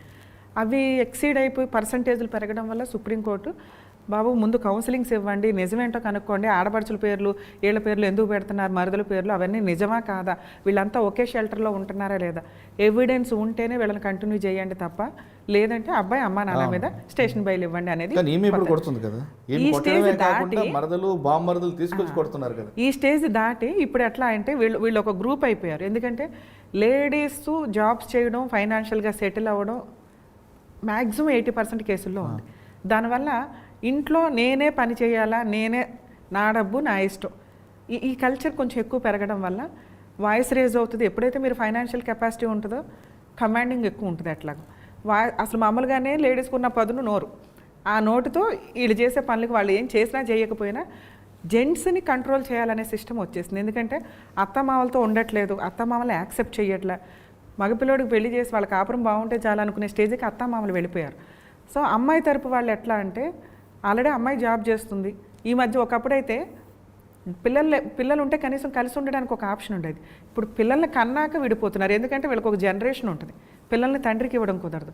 సో వీళ్ళు పవర్స్ పెంచుకుంటూ వెళ్తున్నారు. అవి పెరగడం మళ్ళీ విరగడం కొరకే అన్న స్టేజ్ వస్తుందేమో అని నా భయం. ఎందుకంటే ఉన్నవి వాల్యూగా వాడుకుంటే బెటర్, ఉన్న చట్టాలనైనా కానీ మిస్యూజ్ చేసుకోవడం ఎక్కువ అవుతుంది. సో ఈ అటాక్లు ఎంతలా అయిపోయినాయి అంటే వీళ్ళ ఇంట్లో నుంచి బయటకు వెళ్ళిపోతారు, సెటిల్మెంట్లు అవ్వడం లేదు కానీ, లేదా వాళ్ళు అనుకున్న కండిషన్స్ ఫుల్ఫిల్ అవ్వకపోతే ఇళ్ళకి పంచాయతీ అనో లేకపోతే ఫోర్స్ఫుల్గా వీళ్ళ ఇళ్లలో హస్బెండ్ కానీ అత్తమామల ఇంట్లో కానీ ఉండడం కోసం ఫోర్స్ఫుల్గా వచ్చి వీళ్ళ మీద అటాక్లు ఇవ్వడం జరుగుతుంది. సో ఈ సందర్భాలు వచ్చినప్పుడు వీళ్ళు హస్బెండ్ తరపు వాళ్ళ తన్నులు తిని కూడా పోలీస్ స్టేషన్కి వెళ్ళి కేసు పెట్టినా తీసుకోరు. ఏదో కౌన్సిలింగ్ ఇస్తారు, లేదా అసలు తీసుకోరు. చాలా కేసుల్లో తీసుకోరు, మరీ సివియర్ దెబ్బలు ఉంటే తప్ప. ఇన్ కేసు వాళ్ళు తీసుకోకపోతే వీళ్ళు అడ్వకేట్ ద్వారా వెళ్ళి రూల్ మాట్లాడితే తప్ప జెంట్స్ తరపున కేసులు తీసుకోరు ఎక్కువగా. సో ఈ పొజిషన్ వచ్చినప్పుడు వాళ్ళు ప్రైవేట్ కంప్లైంట్ వేసుకోవాలి. ప్రైవేట్ కంప్లైంట్ ఫైల్ చేస్తే కనుక ఈవిడ 498 వేసినప్పుడు కానీ, డొమెస్టిక్ వైలెన్స్ కేసులు వేసినప్పుడు కానీ ఇది ఒక కేసు అమ్మాయి క్రూయల్లో అని ప్రూవ్ చేయడానికి ఈ కేసు ఉపయోగపడుతుంది. కరెక్టే మేడం, కానీ ఎవిడెన్స్ ఏంటి? ఇప్పుడు భర్త, భార్య, బామ్మర్దులు, మరదళ్ళు, అత్త, మామ వచ్చి నన్ను కొట్టారని నాకు నేనుగా నేను చెప్పుకోలేను. చెప్పాలి, చెప్పకపోతే ఇంకెవరో చెప్పలేదు. రైట్, చెప్పాను అనుకోండి, చెప్తే పోలీసులు అడుగుతారు ఎవిడెన్స్ ఏంటి. వీళ్ళేమంటారు, లేదు మేమేం కొట్టలేదండి, మేము మాట్లాడడానికి వెళ్తే ఆయనే మా మీద తిరిగి దాడి చేశాడని చెప్తారు. సార్ ఇందాక ఒక కేసులో మీకు ఇందాక నేను చెప్తున్నదే అది, కొట్టినా కేసు తీసుకోరండి అని. కొట్టినా కేసు తీసుకోరు, కానీ ఒక కేసులో భర్త వేలిని తలుపుల మధ్యన పెట్టి నలుపుతుంది ఆమె. దాంతో ఆయనకి ఈ చేతులన్నీ డ్యామేజ్ అయ్యి, ఫ్రాక్చర్ అయ్యి, డ్యామేజ్కి హాస్పిటల్కి వెళ్ళాడు, కట్టుకున్నాడు. ఇక్కడ బయటకు వచ్చి ఏం చెప్తాడంటే భార్య చేతిలో తనులు తిన్నానని చెప్పుకోలేక నేను కింద పడ్డాను అని చెప్పుకుంటున్నాడు. విక్టిమే కేసు ఫైల్ చేయనప్పుడు ఫ్యామిలీ మ్యాటర్స్లో ఇంకొకళ్ళు వచ్చేసి ఎవిడెన్స్ ఇది చాలా అంటారా, తలుపుల మధ్యన వేలు పెట్టినట్టు. అదే అది ఇమీడియట్గా వేసే ఫైలింగ్ మీద ఉంటుంది కదండి. ఇప్పుడు మీరు అంటున్నారు అతనే చెప్పుకోలేకపోతున్నానండి అంటున్నాడు. చెప్పుకోవాలి, ఆయన చెప్పుకోకపోతే అది కేసు ఎట్లా అవుతుంది? ఇప్పుడు సోషల్ ఆ కేసులో ఆయన వీడియో ఫోన్లో పెట్టుకొని భార్య చేతిలో తనలు తిన్నవన్నీ కూడా పోలీస్ స్టేషన్లో పెట్టాడుగా. నేను ఇందాక మీరు ఏమంటున్నారంటే పెట్టలేకపోయాడు. తర్వాత మీలాంటి వాళ్ళు అడ్వకేట్ సలహా ఇస్తే ఆ సలహా పెట్టకపోవడం అనేది ఆయన ఇష్టం. పెడతారా పెట్టరా అని. ఓకే, ఆ విధంగా ఎవిడెన్స్ బెటర్ అంటారు మీరు. ఎవిడెన్స్ కోసం ఫోన్లో వీడియో తీసుకున్నాడు, పోలీస్ స్టేషన్లో పెట్టాడు. దానివల్ల ఆ అమ్మాయి మీద 324, 326 పెట్టారు పోలీసులు. కానీ ఈ ఎవిడెన్స్ని ఏం చేసిందంటే ఆమె మళ్ళీ వైరల్ చేసింది. ఓకే, పరువు తీయడం. ఏం చేయాలి అప్పుడు? డైవర్స్ ఈజీగా వస్తాయి. ఏదైతే క్రిమినల్ కేసు ఫైల్ చేశాడో ఆ కేసులో అమ్మాయికి పనిష్మెంట్ పడుతుంది. ఆవిడ వేసే 498 డొమెస్టిక్ వైలెన్స్ కేసుల నుంచి ఈయన హ్యాపీగా బయటపడగలుగుతాడు. మెయింటెనెన్స్ కూడా రాదు ఇట్లాంటి వాళ్ళలో. ఎందుకంటే బంపర్ ఆఫరే ఉంది. ఎందుకంటే ఏ కేసు కూడా ఎక్కువ రోజులు వైరల్ అవ్వదు. ఆ వైరల్ అయిన తర్వాత మర్చిపోతాం ఎవరికాళ్ళం. ఎందుకంటే ఈ రోజున అంత ర్యాపోగా వీడియోలు కానీ ఇవి కానీ ట్రోల్ అవుతున్నాయి. సో అట్లా ట్రోల్ చేయడం వల్ల లేకపోతే పబ్లిక్లో పెట్టడం వల్ల వచ్చే మైనస్ అయితే ఏమీ లేదు. లేడీసు ఎంత గయాళిగా ఉన్నారంటానికి ప్రూవ్ అవుతుందే తప్ప ఏం తన్నులు తిన్నాడు అనేది ఏం ప్రూవ్ అవుతుంది. ఎందుకంటే ఫోన్లో తీసేది అంత ఫేస్లతో ఏమి రాదు. ఎట్లాగో ఇన్ కేస్ అతను కంప్లైంట్ ఇవ్వాలా లేదా అనేది విక్టిమ్ డిసైడ్ చేసుకోవాలి ఎప్పుడైనా ఎవిడెన్స్తో పాటు. నిజంగా ఇవ్వాలి అనుకుంటే ఎవిడెన్స్ ఉన్నా లేకపోయినా నిజంగా వాళ్ళు కొట్టారు అంటే వాళ్ళ ఇంటి మీదకి వచ్చి అటాక్ చేశారు, బూతులు తిట్టారు, వాళ్ళ అమ్మని నాన్నని చుట్టుపక్కల వాళ్ళని కొట్ల దెబ్బలు చూపిస్తానికి లేవు. అట్లీస్ట్ వచ్చారు అంటే వీళ్ళ ఇంట్లో నుంచి రావడం వెళ్ళటం ఎవ్వరో ఒకరు చూస్తారు. అదైతే అబద్ధం కాదు. ఎందుకంటే మా దగ్గరికి వచ్చి వెళ్ళారు అనేది వీని కంప్లైంట్లో చెప్తే మేము అసలు రాలేదు అని ఎవడైతే అన్నాడు, అంత అడ్డంగా కొట్టలేదని అంటారు. కానీ ఆ కంప్లైంట్ ఇవ్వడం వల్ల ఎవిడెన్స్ లేకపోయినా కూడా ఉన్నా పోలీసులు తీసుకోరని చెప్తున్నా. ఇన్ కేసు లేకపోయినా కంప్లైంట్ ఇవ్వడం వల్ల సేఫ్టీ ఏంటంటే పోలీసులు తీసుకోకపోయినా మీరు ఆ రోజు ఒక కంప్లైంట్ ఇచ్చిన వాళ్ళు అవుతారు. ఆ ఎవిడెన్స్ పెట్టుకుంటే మీరు 498లో కానీ డీవీసీ కేసులో కానీ ఆ రోజు మా ఇంటికి వచ్చి అటాక్ చేశారు క్రూయాలిటీ గ్రౌండ్ అని ప్రూవ్ చేయడానికి ఎవిడెన్స్. రైట్, ఇంకో కేసులో అంటే భార్య భర్తలు ఉన్నారండి, ఇద్దరు కలిసి ఉన్నప్పుడే కంబైన్డ్ లోన్ తీసుకుని ఇల్లు కొనుక్కున్నారు. ఇద్దరు శాలరీ అటాచ్మెంట్. తర్వాత భార్య భర్తల మధ్య డిస్ప్యూట్ వచ్చింది, విడిపోయారు. ఈ ప్రాపర్టీ నాదే అని ఆమె ఇంట్లో ఫోర్స్ఫుల్గా వస్తుంది. ఆవిడకి హక్కు ఉందంటారా? సాఫ్ట్వేర్ కేసుల్లో ఎక్కువ ఇది రెగ్యులర్గా చూస్తున్నామండి. కొనుక్కునేటప్పుడు ఒక ఫ్లాట్ కానీ ఏదన్నా ఇద్దరు పేర్ల మీద కొంటున్నారు, లోన్స్ ఇద్దరు కలిపే తీసుకుంటుంటారు. ఇద్దరిలో ఎవరో ఒకళ్ళు లోన్ పే చేస్తుంటే కనుక అదే హస్బెండ్ పే చేస్తున్నా కూడా వన్స్ ఒకసారి రిజిస్ట్రేషన్ ఏదైతే ఉందో అది ఇద్దరి పేరు మీద అయితే పేమెంట్ ఎవరు చేస్తున్నా ఈక్వల్ రైట్సే. అతను ఒకవేళ అతనే రెగ్యులర్ పేమెంట్స్ చేస్తున్నాడు, డౌన్ పేమెంట్ చాలా తక్కువ ఉంది, ఇన్స్టాల్మెంట్లు ఆపేస్తాడు. ఈవిడ ఫోర్స్బుల్గా హౌస్ ఆక్యుపై చేసుకున్నా కూడా ఈవిడికి నచ్చితే ఈవిడ కంటిన్యూ చేయాలి. ఈమె ఇన్స్టాల్మెంట్లు కంటిన్యూ చేసింది అనుకోండి, ఆయన కూడా ఓనరే. సో ఆయన అప్పటికే కట్టిన ఇన్వెస్ట్మెంట్ ఏదైతే పెట్టిన ఇన్వెస్ట్మెంట్ ఉంటుందో తక్కువే ఉంటుంది. అది కాంపెన్సేషన్గా ఇచ్చుకొని మొత్తం ప్రాపర్టీ తన రైట్స్ రిలింక్విష్ చేసుకొని అమ్మాయికి ఇవ్వడం జరిగింది మ్యూచువల్ సెటిల్మెంట్ అయిన రోజు. అవ్వనప్పుడు అతను చేయాల్సిన పని అతను లోన్లు ఆపేసుకుంటాడు. లోన్ ఆపుకున్నప్పుడు ఈవిడ ఆక్యుపై చేసుకున్నా కూడా అసలు ఆ హౌస్ పూర్తిగా అయిందే అయినా కూడా భర్త ఇంట్లో ఉండే రైట్స్ ఉంటాయి. ఫోర్స్బుల్గా ఆవిడ ఆ హౌస్లోకి వచ్చి ఉంటుంది. ఈయన ఉంటే ఆయన వెకేట్ చేసి బయటికి వెళ్తాడు, లేదా ఇంకో రూమ్లో ఉండాలి. ఇంకో రూమ్లోనే ఉన్నాడు అనుకోండి, ఈవిడికి నచ్చితే ఓకే, నచ్చకపోతే 2 రోజులకు ఒకసారి వచ్చి మర్డర్ అటెంప్ట్ చేస్తున్నాడు, కొడుతున్నాడు, తిడుతున్నాడు అంటూ న్యూసెన్స్ చేస్తుంది. గొడవలు ఉన్న కేసుల్లో జెంట్స్ ఒకవేళ వాళ్ళదే ఓన్ హౌస్ అయినా కూడా బయటికి వెళ్ళిపోవడం బెటరు, వెళ్ళిపోతారు కూడా. లేదా వాళ్ళ ఓన్ హౌస్ అనుకోండి, ఆ అమ్మాయి వచ్చి ఆక్యుపై చేసుకుంటుంది అని డౌట్ ఉంటే ఖచ్చితంగా దాన్ని రెంట్కి ఇవ్వడమో, లాక్స్ చేసి ఉంచడమో, ఏదో ఒకటి ఫిజికల్గా ఫిల్ చేసి ఉంచాలి. లేదు ఆవిడ పేరు మీద ఈయన పేరు మీద ఉంది, ఒకవేళ ఎవడన్నా రెంట్కున్నా ఖాళీ చేసింది, ఎందుకంటే she also one of the owner. ఆవిడ ఓనర్గా దాంట్లో ఉన్నప్పుడు రిమైనింగ్ 50% ఇతంది ఉన్నా కూడా పూర్తి ఫ్లాట్ ఈందే అయినా ఆవిడ ఉంటుంది కదా, ఉండే రైట్స్ ఉన్నాయి కాబట్టి రిమైనింగ్ 50% ఈందే అయినా కూడా ఆవిడ ఉండే రైట్స్ ఉంటాయి. ఫోర్స్ఫుల్గా భర్తకి సంబంధించిన ఆస్తిలో ఉండొచ్చు, వాళ్ళిద్దరికీ సంబంధించిన ఆస్తిలో కూడా ఉండొచ్చు. లోన్ ఎవరు కడతారో అనేది ఆ డిస్ప్యూట్ మీద డిపెండ్ అయి ఉంటుంది.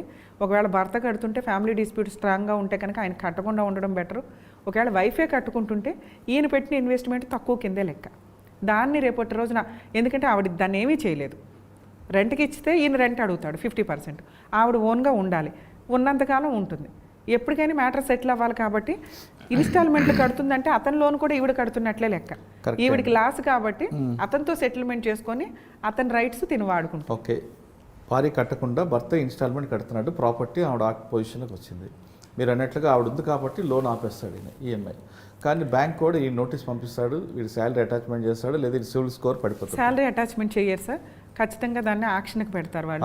ఆక్షన్కి పెట్టినప్పుడు రిమైనింగ్ అమౌంట్ ఏదైతే ఉందో, అసలు మామూలుగా వీళ్ళిద్దరూ ఒక మాట అనుకుని బయట అమ్మితే అది డబుల్ అమౌంట్ ఉండేది కాబట్టి ఆ ఆక్షన్కి వెళ్ళినప్పుడు ఎట్లా అంటే వాళ్ళ లోన్ అమౌంట్ వస్తే కూడా ఎక్కువ, లేదా ఒకటి ఎక్స్ట్రా ఏమన్నా వస్తే 50 ఇచ్చేసి ఇద్దరి చేతి సిగ్నేచర్ తీసుకుని బయటకు పొమ్మంటారు. రైట్.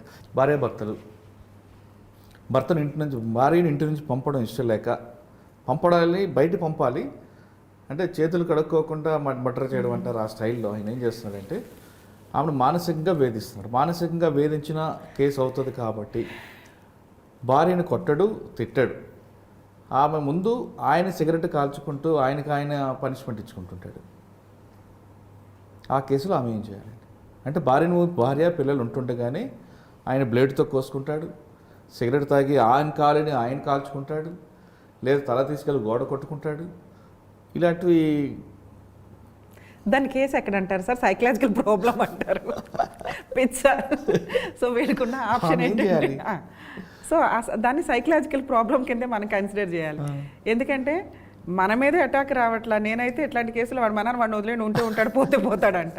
ఎందుకంటే హెల్త్ బాగోకపోతే మనం చేసే సర్వీస్ ఏదైతే ఉంటుందో వాళ్ళకి వాల్యూ తెలుస్తుంది. సైకోతనం వచ్చిన వాళ్ళకి మనం ఎంత చేసినా వాళ్ళకి ఏదో అన్యాయం చేయడానికి చేస్తున్నట్లే కన్సిడర్ అవుతుంది. వీళ్ళని నిజంగా సైకాలజిస్ట్ దగ్గరకు ఎవరి దగ్గరకు ట్రీట్మెంట్కి తీసుకువెళ్తే క్యూర్ అవుతారు. లేదంటే మనం లీగల్గానే ఆ ఆప్షనే వాడు కూడా వాడారు. హాస్పిటల్ తీసుకెళ్తే హాస్పిటల్ పర్ఫెక్ట్గా ఉంటున్నాడు, ఇంటిలోకి వచ్చినప్పుడు మాత్రం ఇటువంటి చేస్తారు. దీన్ని ఇంకా అబ్నార్మాలిటీ కింద కన్సిడర్ చేస్తారు వాళ్ళు. సో కూర్చోబెడుతున్నాడు, సిగరెట్ తాగుతాడు, ఆయన కాల్చుకుంటాడు. ఆమె ఈమె నచ్చని వంట ఆమె చేసిందంటే చాక్తో ఆయనే కోసుకుంటాడు. అదే సార్, ఇప్పుడు దీన్ని లీగాలిటీలో మనం పెద్ద కన్సిడర్ చేస్తే ఈవిడికే అన్యాయం కదా, ఎందుకంటే ఆయన వదిలించుకోవాలి.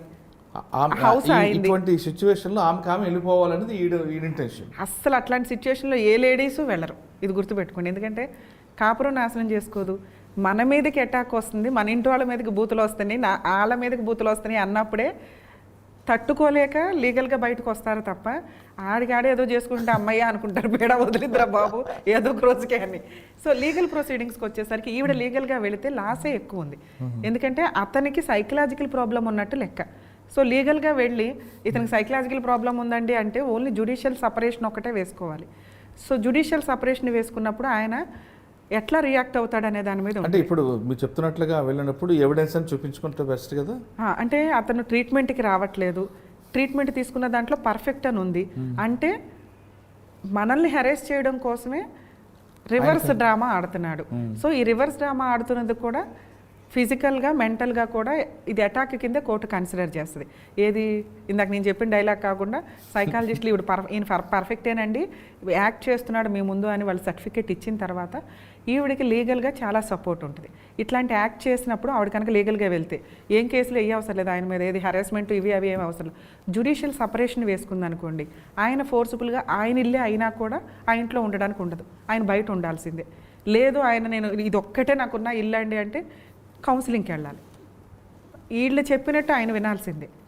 మ్యారిటల్ లైఫ్ కంటిన్యూ అవుతుంది. ఎక్కువ కాలం మ్యారిటల్ లైఫ్ ఉన్న కేసులో 1 ఇయరే అయ్యింది అనుకోండి, అసలు ఆవిడ ఉండదు కూడా ఎట్లాంటి సైకోతోటి, ఆవిడే బయటకు వస్తుంది.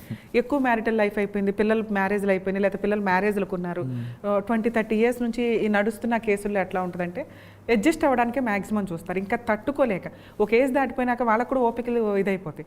సో ఆ పొజిషన్ వచ్చినప్పుడు ఎట్లా ఉంటుందంటే వీళ్ళు ఆటోమేటిక్గా జ్యుడిషియల్ సపరేషన్ వేసుకుంటే ఆ వ్యక్తిని బయటికి పంపించవచ్చు. అతనికి వచ్చే ఇన్కమ్ మీదో, పెన్షన్ మీదో, రెంటల్ మీదో ఆయన రెంట్ తీసుకున్నా, లేకపోతే ఇంకో ఓన్ హౌస్ ఉంటే అందులో ఉండాలి. ఈవిడికి ఆ హెరాస్మెంట్ తగ్గిద్ది. ఇక అంతకంటే చెప్పడానికి ఏముండదు ఆ కేసుల్లో. ఎందుకంటే ఇంకా ప్రాపర్టీని కూడా ఇట్లాంటి కేసులు ప్రాపర్టీలు అమ్మడం కూడా కుదరదు. వీళ్ళు ఉంటున్న ప్రాపర్టీని కొంతమంది అమ్మేయాలని చూస్తూ ఉంటారు, వీళ్ళని వెకేట్ చేయించడం కుదరదండి. ఎక్కువ మ్యారిటల్ లైఫ్ ఉండే వాళ్ళకి భర్త ఇంట్లో ఉండే రైట్స్ ఉంటాయి కాబట్టి అలాంటి ప్రాపర్టీలు ఎవరైనా కొనుక్కున్నా అది వాళ్ళకే లాస్. ఓకే మరి ఇవన్నీ కాకుండా ఇళ్ళ పక్కన ఉంటారు, బాగున్న ఫ్రెండ్షిప్లు ఉన్నప్పుడు చిట్టీలు వేసుకుంటారు అని నడుస్తుంటాయి, తర్వాత ఒకరోజు వాళ్ళు పారిపోతారు. వాళ్ళు ఏం చేస్తారంటే ఈ కొంతకాలం తర్వాత కొంత సెటిల్మెంట్ చేస్తారు మ్యాక్సిమం. కానీ మొన్న జరిగిన కరోనా ఎఫెక్ట్తో వాళ్ళు కూడా ఆర్థికంగా చితికిపోయి ఇవ్వలేని పరిస్థితులు అయిపోయి పెడుతుంటారు. అప్పుడు ఏం చేయాలండి మీరు? సార్ చిట్టీలు అనే కాదు, మ్యాక్సిమం బిజినెస్లో కానీ వీటిలో కానీ మనం ఈ మధ్య చాలా ఎక్కువ ఐపీ కేసెస్కి సంబంధించి అయితే వింటున్నాం. ఇన్సాల్వెన్సీ పేమెంట్స్ చేయలేమండి, మాకు ఇట్లా బ్యాంక్ లోన్స్ ఉన్నాయి, అప్పులు ఉన్నాయి, బిజినెస్ లాస్ అయ్యింది. సో మీరు అన్న చిట్టీస్ విషయానికి వస్తే కనుక చిట్టీలు వేసేటప్పుడు ఫైనాన్స్ కాకుండా అసలు ఐపీ వేయాలంటే వాళ్ళ దగ్గర ఏముండాలి, నామ్స్ ఏంటి? ఇన్సాల్వెన్సీ పిటిషన్ ఫైల్ చేయాలంటే అట్లీస్ట్ బేసిక్ అప్పులు ఎవరెవరి దగ్గర ఎంతెంత ఉన్నాయనేది వాళ్ళ దగ్గర ఎవిడెన్స్లు ఉండాలి. ఇప్పుడు మీకు నాకు మధ్య ఒక ట్రాన్సాక్షన్ నడిచింది, ఎవిడెన్స్ ఉంది మీ దగ్గర. అసలు ఎవిడెన్స్ లేకుండా నేను ఐపీ వేసాను అనుకోండి, మనం ఎవిడెన్స్ ఇచ్చిన వాళ్ళం అవుతాం. సో అవతల వ్యక్తులకి ఎవరి దగ్గరైనా మనం అప్పు తీసుకున్నా, ఏదైనా ట్రాన్సాక్షన్ జరిగినప్పుడు ట్రాన్సాక్షన్ ఉండాలి, వాళ్ళకి మనం ప్రామిసరీ నోట్లో చెక్కులో ఇవ్వాలి. ఇచ్చి ఉంటే కనుక వాళ్ళు మన మీద కేసులు వేస్తారు. అసలు ఏమీ లేనప్పుడు మీరు సైలెంట్గా ఉంటాం, 2 రోజులు తిట్లు తింటాం, లేకపోతే అక్కడ నుంచి జెండా ఎత్తి ఇంకో చోటకి వెళ్ళిపోవడం బెటర్. ఎవిడెన్సే లేనప్పుడు మనం ఎవిడెన్స్ ఇవ్వడం దండగా. మీరు మంచోళ్ళు కట్టాలనుకుంటున్నారు, పొజిషన్స్ వల్ల ఈరోజున్న సిచ్యుయేషన్స్ వల్ల లాస్ వల్ల కట్టలేకపోతున్నారంటే భవిష్యత్తులో ఎప్పుడైనా కానీ మీరు కట్టవచ్చు. మరి ఐపీఎస్ఎస్సి వాళ్ళకి ఎవిడెన్స్లు ఇవ్వడం కంటే ఇదే ఆప్షన్. మ్యాక్సిమం ఈ రోజున అప్పులు ఇచ్చేవాళ్ళు ఎవరైనా కానీ ఖచ్చితంగా వాళ్ళు ప్రామిసరీ నోట్లో చెక్లో ఏవో ఒకటి తీసుకుంటున్నారు. ఆ తీసుకునేవి కూడా ఎట్లా అంటే 2, 3, 4, 5 అట్లా తీసుకుంటారు, ఎక్కువ అమౌంట్స్కి. లేకపోతే బ్లాంక్స్ తీసుకుంటారు. అవి బ్లాంక్వి ఫిల్ చేసి ఉన్నాయే కోర్టులోకి వెలుస్తాయని తెలిసినా కూడా ప్రొసీడింగ్స్ ఎట్లా ఉంటాయంటే కోర్టులో ఫైట్ చేయాలి. మనం ఫైట్ చేయకపోతే ఎక్స్ పార్టీ ఆర్డర్స్ వస్తాయి. కాబట్టి ఆ ఫైటింగ్కే చాలా లాస్ అవుతూ ఉంటుంది. సో వాళ్ళ దగ్గర ప్రామిసరీ నోట్లు చెక్కులు ఉన్నాయి, ఇంతమంది ఉన్నారు, ఇంత అప్పు ఉంది, సో ఇవి నేను కట్టలేని పొజిషన్ అని అనిపించినప్పుడు వాళ్ళు చేయాల్సిన పని వీళ్ళందరినీ రెస్పాండెంట్స్ కింద పార్టీషన్ చేసి అడ్వకేట్ ద్వారా నోటీసులు కూడా ఇవ్వాల్సిన అవసరం లేదండి. మళ్ళీ నోటీసులు ఇవ్వడం దండగా ఈ కేసుల్లో డైరెక్ట్గా ఐపీ పిటిషన్ ఫైల్ చేసుకోవచ్చు. ఫైల్ చేయాలంటే వీళ్ళకున్న క్వాలిఫికేషన్స్ ఏంటంటే ఒక 10 లక్షల అప్పు ఉంది, 10 లక్షలకి ఐపీ వేయాలనుకుంటున్నారు, 2 దగ్గర 3 దగ్గర తీసుకున్నారు. వీళ్ళకి బ్యాక్గ్రౌండ్లో ఫైనాన్షియల్గా ఏమీ ఉండకూడదు, అంటే ఆస్తులు కానీ. ఐపీ వేసేసరికి నా దగ్గర ఈ స్పూన్ ఉంది, ఈ గరిట ఉంది, ఈ షర్ట్ ఉంది అనేది చెప్పుకోవాలి కోర్టుకి. అంతకుమించి నా దగ్గర కుటుంబ సభ్యుల పేరు ట్రాన్స్ఫర్ చేస్తారనుకోండి. ఈ ప్రొసీడింగ్స్ ఎట్లా ఉంటాయంటే వాళ్ళ పేరు మీద ఎటువంటి ఆస్తులు ఉండకూడదు, వాళ్ళకు వచ్చే ఇన్కమ్ లేదు అని ప్రూవ్ చేయాలి. శాలరీస్ వస్తున్నాయి అనుకోండి, ఆ శాలరీ ఎంతో అంతే చెప్పుకోవాలి కోర్టుకి. ఈలోపు కొంతమంది ఏం చేస్తారంటే తెలివితేటలు, అంటే చీటర్స్ వేరు, రియల్గా ఐపీ వాళ్ళు వేరు. రియల్ ఐపీ వాళ్ళ గురించి ఫస్ట్ మనం మాట్లాడుకుంటే వాళ్ళ దగ్గర పాపం బ్యాక్గ్రౌండ్లో ఏముండవు. నిజంగా వాళ్ళు వాళ్ళ వైఫ్ పేరు మీదో పిల్లల పేరు మీద వాళ్ళ అమ్మా నాన్న దగ్గర ఉన్నాయి కూడా కొన్ని సందర్భాల్లో క్లియర్ చేయడానికే చూస్తారు. అయినా చాలని పరిస్థితి ఉంటే ఎవరైతే అప్పులు ఇచ్చిన వాళ్ళు ర్యాష్గా ఉన్నారు, ఇళ్ల మీదకి వచ్చి బూతులు మాట్లాడుతున్నారు, ఇక సూసైడ్ చేసుకోవడం తప్ప వేరే ఆప్షన్ లేదు అన్న సందర్భం ఉన్నప్పుడు వీళ్ళ దగ్గర ఏ ప్రాపర్టీస్ అయితే మిగిలినయో, నా దగ్గర ఇదిగోండి రూపాయి ఉంది, నా దగ్గర అప్పులు ఈ 5 రూపీస్ ఉన్నాయి ఇది అన్నప్పుడు కోర్టు ఏం చేస్తుందంటే ఈ 5గురికి ఎంతమంది అయితే వీళ్ళు 20 మందిని పెట్టారు రెస్పాండెంట్స్ని, 20 మంది దగ్గర ఇదిగోండి ఈ 10 లక్షలు నేను పే చేయాలి, నా దగ్గర ఉంది 2 లక్షల ప్రాపర్టీయే అని అన్నప్పుడు ఈ 2 lakhs ప్రాపర్టీని రూల్ ప్రకారం వీళ్ళు పంచేయడానికి చూస్తారు. అయినా క్లోజ్ అవ్వదు అనుకోండి, ఇలా పంచటం కంటే కూడా పంచితే ఒకరికే క్లియర్ చేయగలరు, మిగతా వాళ్ళందరూ ఊరుకోరు కదా. సో అట్లా ఉన్నప్పుడు వీళ్ళు ఏం చేయాలంటే వీళ్ళకున్న రూపాయనో 2 రూపాయలను కోర్టుకి సబ్మిట్ చేయాలి. మా దగ్గర ఈ వెహికల్ ఉంది, ఈ 2 lakhs ప్రాపర్టీ ఉంది, ఇది అని ఎగ్జాంపుల్ చెప్పి అప్పుడు కోర్టు ఏం చేస్తుందంటే వీళ్ళ అమౌంట్ని బట్టి వీళ్ళకి 5 బేస్లో వస్తుందా 10 బేస్లో వస్తుందా ఆ అమౌంట్ని క్లియర్ చేసి మిగతాది ఐపీ కింద కన్వర్ట్ చేయడం జరుగుతుంది. ఇక మీరు అన్నట్టు చీటర్స్ కొంతమంది ఉంటారు, ఇక ఇదే పని 1 కోటి రూపాయలు 2 కోట్ల ముందు బాగా అన్ని రకాలుగా అప్పులు చేసేసి ఎట్లా ఐపీ పెట్టాలనే దానికి టార్గెట్గా కూర్చొని ఐపీ ఫీజులకు కూడా ఇంకో అప్పు చేసి రెడీగా కూర్చుంటారు. ఎందుకంటే ఐపీ ఫీజులు అంటే మరి ఆ ఫీజులు కూడా కొంచెం ఎక్కువే ఉంటాయి. వీళ్ళకి 2 కోట్లు మాఫీ చేయించాలంటే అడ్వకేట్ కూడా ఆ రేంజ్లోనే అడుగుతారు. సో ఈ పొజిషన్ ఉన్నప్పుడు ఏంటంటే ఎంతమంది రెస్పాండెంట్స్ ఉన్నారో వాళ్ళందరికీ సమన్స్ వెళ్తే వీళ్ళు ఈ లోపు వీళ్ళ పేర్ల మీద ఉన్న ఆస్తులు ఏవైతే ఉంటాయో వాటిని అమ్మేసుకోవడమో లేకపోతే వేరే వాళ్ళకి ట్రాన్స్ఫర్లు చేయడమో చేస్తూ ఉంటారు. ఐపీ పిటిషన్ వేయడానికి 6 months ముందు జరిగే ట్రాన్సాక్షన్స్ అన్నీ కూడా వ్యాలిడేషన్లోకి వస్తాయి. వీళ్ళు ఐపీ వేసేసుకొని అదే ముందు ఇంకా 1 year తర్వాత ఐపీ వేద్దామని ఈ లోపు ఏమైనా డ్రామాలు వేస్తే అవి కన్సిడర్ అవుతాయి, కానీ 6 months లోపు చేసే ట్రాన్సాక్షన్ కోర్టుకి వ్యాలిడిటీ ఉంటుంది అనమాట. సో ఈ రెస్పాండెంట్స్ అది చూసుకోవాలి. అరే ఐపీ వేసేసాడని భయపడిపోకుండా వీడికి ఆల్రెడీ 2-3 ప్రాపర్టీలు ఉండాలిగా అవేం చేశాడు అని చూస్తే 6 months లోపు ట్రాన్సాక్షన్ జరుగుంటే కనుక అవి చెల్లవు, కోర్టు ఆ ప్రాపర్టీస్ని తీసుకొని వీళ్ళందరికీ పంచడం జరుగుతూ ఉంటుంది. ఇన్ కేస్ వాళ్ళు 6 months ముందే చేసిన ట్రాన్సాక్షన్స్ కొన్ని ఉంటాయి, అందుకనే లీగాలిటీలో మీకు 3 months ఉంటుంది. చెక్స్ కానీ వీటిల్లో కొంచెం చూసుకోవాలి, వీళ్ళ ప్రాపర్టీలు ఎవరికి అమ్ముతున్నారు ఎవరికి మారుస్తున్నారు తెలిసిపోతాయి. అప్పులు ఇచ్చేవాళ్ళు ఎప్పుడు వీళ్ళ మీద ఒక కన్నేసి ఉంచుతారు, ఎందుకంటే వాళ్ళకి వడ్డీలు రావట్లేదు అనుకోండి తెలుస్తూ ఉంటుంది వీళ్ళు ఏం చేస్తున్నారు, పారిపోవడానికి రెడీగా ఉన్నాడా ఏంటని. సో రియల్ కేసుల్లో ఐపీ కోర్టు ఖచ్చితంగా కన్సిడర్ చేస్తుంది. ఈలోపు కనుక వాళ్ళు చెక్ బౌన్స్ కేసులు వేసి ఉంటే బిఫోర్ 6 months వేసే చెక్ బౌన్స్ కేసులు క్రిమినల్ కేసు వేరు, సివిల్ వేరు. సివిల్ని మాఫీ చేయగలదు తప్ప ఐపీ అనేది క్రిమినల్ని మాఫీ చేయలేదు. సో సివిల్ ప్రొసీడింగ్స్లోకి వచ్చేసరికి ఒకవేళ కొడుకులు ఎవరన్నా ఆస్తులు తీసుకునే వాళ్ళు అప్పులు కూడా తీసుకోవాలి, పిల్లలు మైనర్లు, సో కట్టడానికి లేదు, ఐపీ ఓకే అవుతుంది. కొడుకులు ఎవరన్నా బాగా సెటిల్డ్ ఈయన మాత్రమే ఐపీ పెడతానంటే వాళ్ళు ఏం చేస్తారంటే వీళ్ళని షూరిటీలుగా తీసుకుంటారు. సో వాళ్ళ మీద కేసులకు వెళ్తాయి.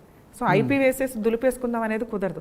రియల్గా ఐపీ వేసేవాళ్ళు నిజంగా బ్యాక్గ్రౌండ్లో ఉండవు, వాళ్ళు 100% సేవ్ అవుతారు. 1-2 yearsలో ఐపీ పిటిషన్ అలౌ అవుతుంది. ఇక ఆ ఏరియాలో ఉండలేక వేరే ఏరియాలోకి వెళ్ళిపోతారు. ఇక చీటర్స్ వేసే ఐపీలకి ఏంటంటే వాళ్ళ బ్యాక్గ్రౌండ్ ఎట్లా ఉంది ఏంటి అని. వాడు చీటర్ అయితే కనుక రెస్పాండెంట్స్ ఎవరు ఊరుకోరు, ఆటోమేటిక్గా వీళ్ళ లీగల్ హెయిర్స్ ఏంటి, వాళ్ళ పొజిషన్స్ ఏంటి, అంతకుముందు ఇప్పుడు ప్రాపర్టీస్ ఎప్పుడు కొన్నాడు లేకపోతే ఎవరి పేరు మీద కొంటున్నారు, ఇవన్నీ కూడా కౌంటింగ్లోకి తీసుకొని వాళ్ళు ఫైట్ చేస్తే కనుక ఐపీ పిటిషన్ డిస్మిస్ అవుతుంది. ఈలోపు వాళ్ళు కనుక ముందే క్రిమినల్ కేసులు చెక్ బౌన్స్ కేసులు వేసుకొని ఉంటే, అంటే వీళ్ళు ఇప్పుడు చెక్ బౌన్స్ కేసు వేశాడు, ఆడ ఒక 8 months తర్వాత అవతల వ్యక్తి ఐపీ వేశాడు అనుకోండి, ఈ చెక్ బౌన్స్ కేసు రన్నింగ్లో ఉంటుంది.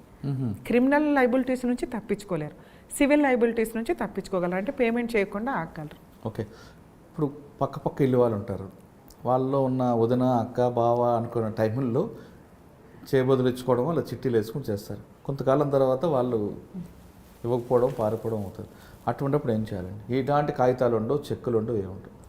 సరే ఈ విషయానికి వచ్చేసరికి వీళ్ళు పేమెంట్ చేసినప్పుడు ఏమన్నా అకౌంట్ ట్రాన్సాక్షన్స్ ఉంటే వాటికి 3 years వ్యాలిడిటీ ఏమీ లేదనుకుంటే క్యాషే ఇచ్చారు, నమ్మక ద్రోహం అంటారు వాటిని. మనం లీగల్గా వెళ్ళటానికి ఏమి ఉండదు.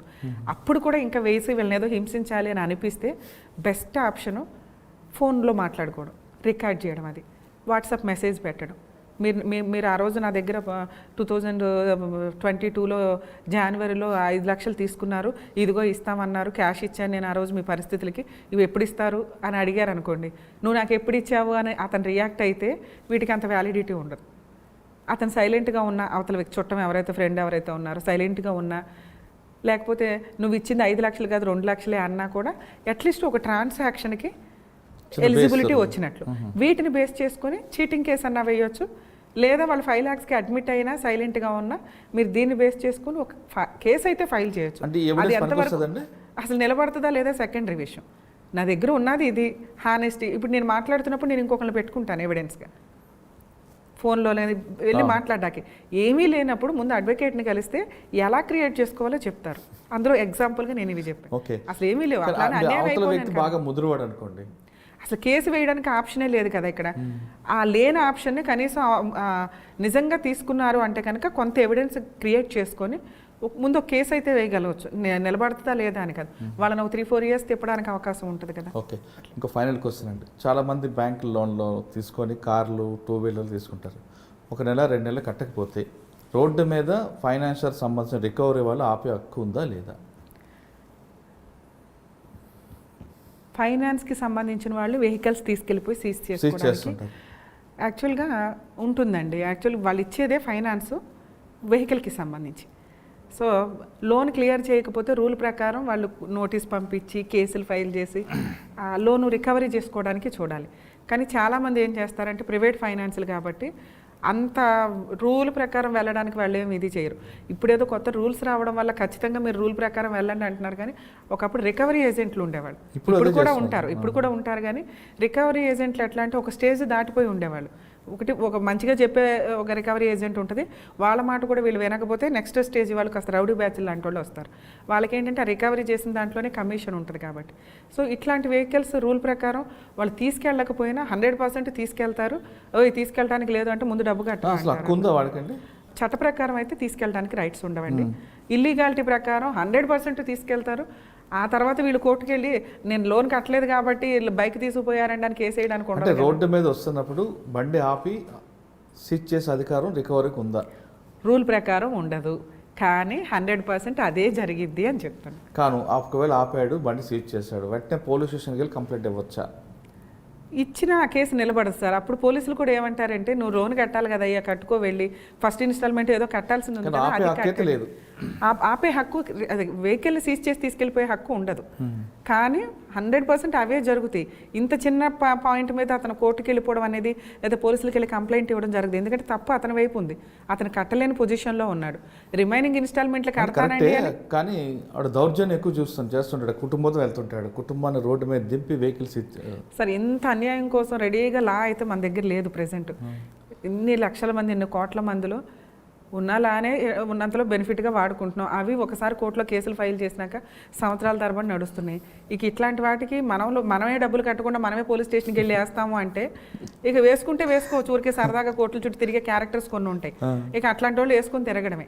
కాకపోతే ఆ కేసులో పోలీసులు కంప్లైంట్ తీసుకోకపోయారు కాబట్టి అతను ప్రైవేట్ కంప్లైంట్ కూడా వేసుకోవచ్చు. ఎందుకంటే చట్ట ప్రకారం సీజ్ చేసి పట్టుకెళ్ళే రైట్స్ లేవు. అప్పటిదాకా అయితే ఎంతో కొంత లోన్ కట్టాడు కదా, దాని మీద ఆఫ్ రైట్స్ ఇతనికి కూడా ఉంటాయి. సో ఇట్లా తీసుకెళ్ళి నన్ను ఇన్సల్ట్ చేశారు, నాకు ఇట్లా డ్యామేజ్ చేశారు అనే దాని మీద ఇతని రైట్స్ ఇతనికి ఉంటాయి.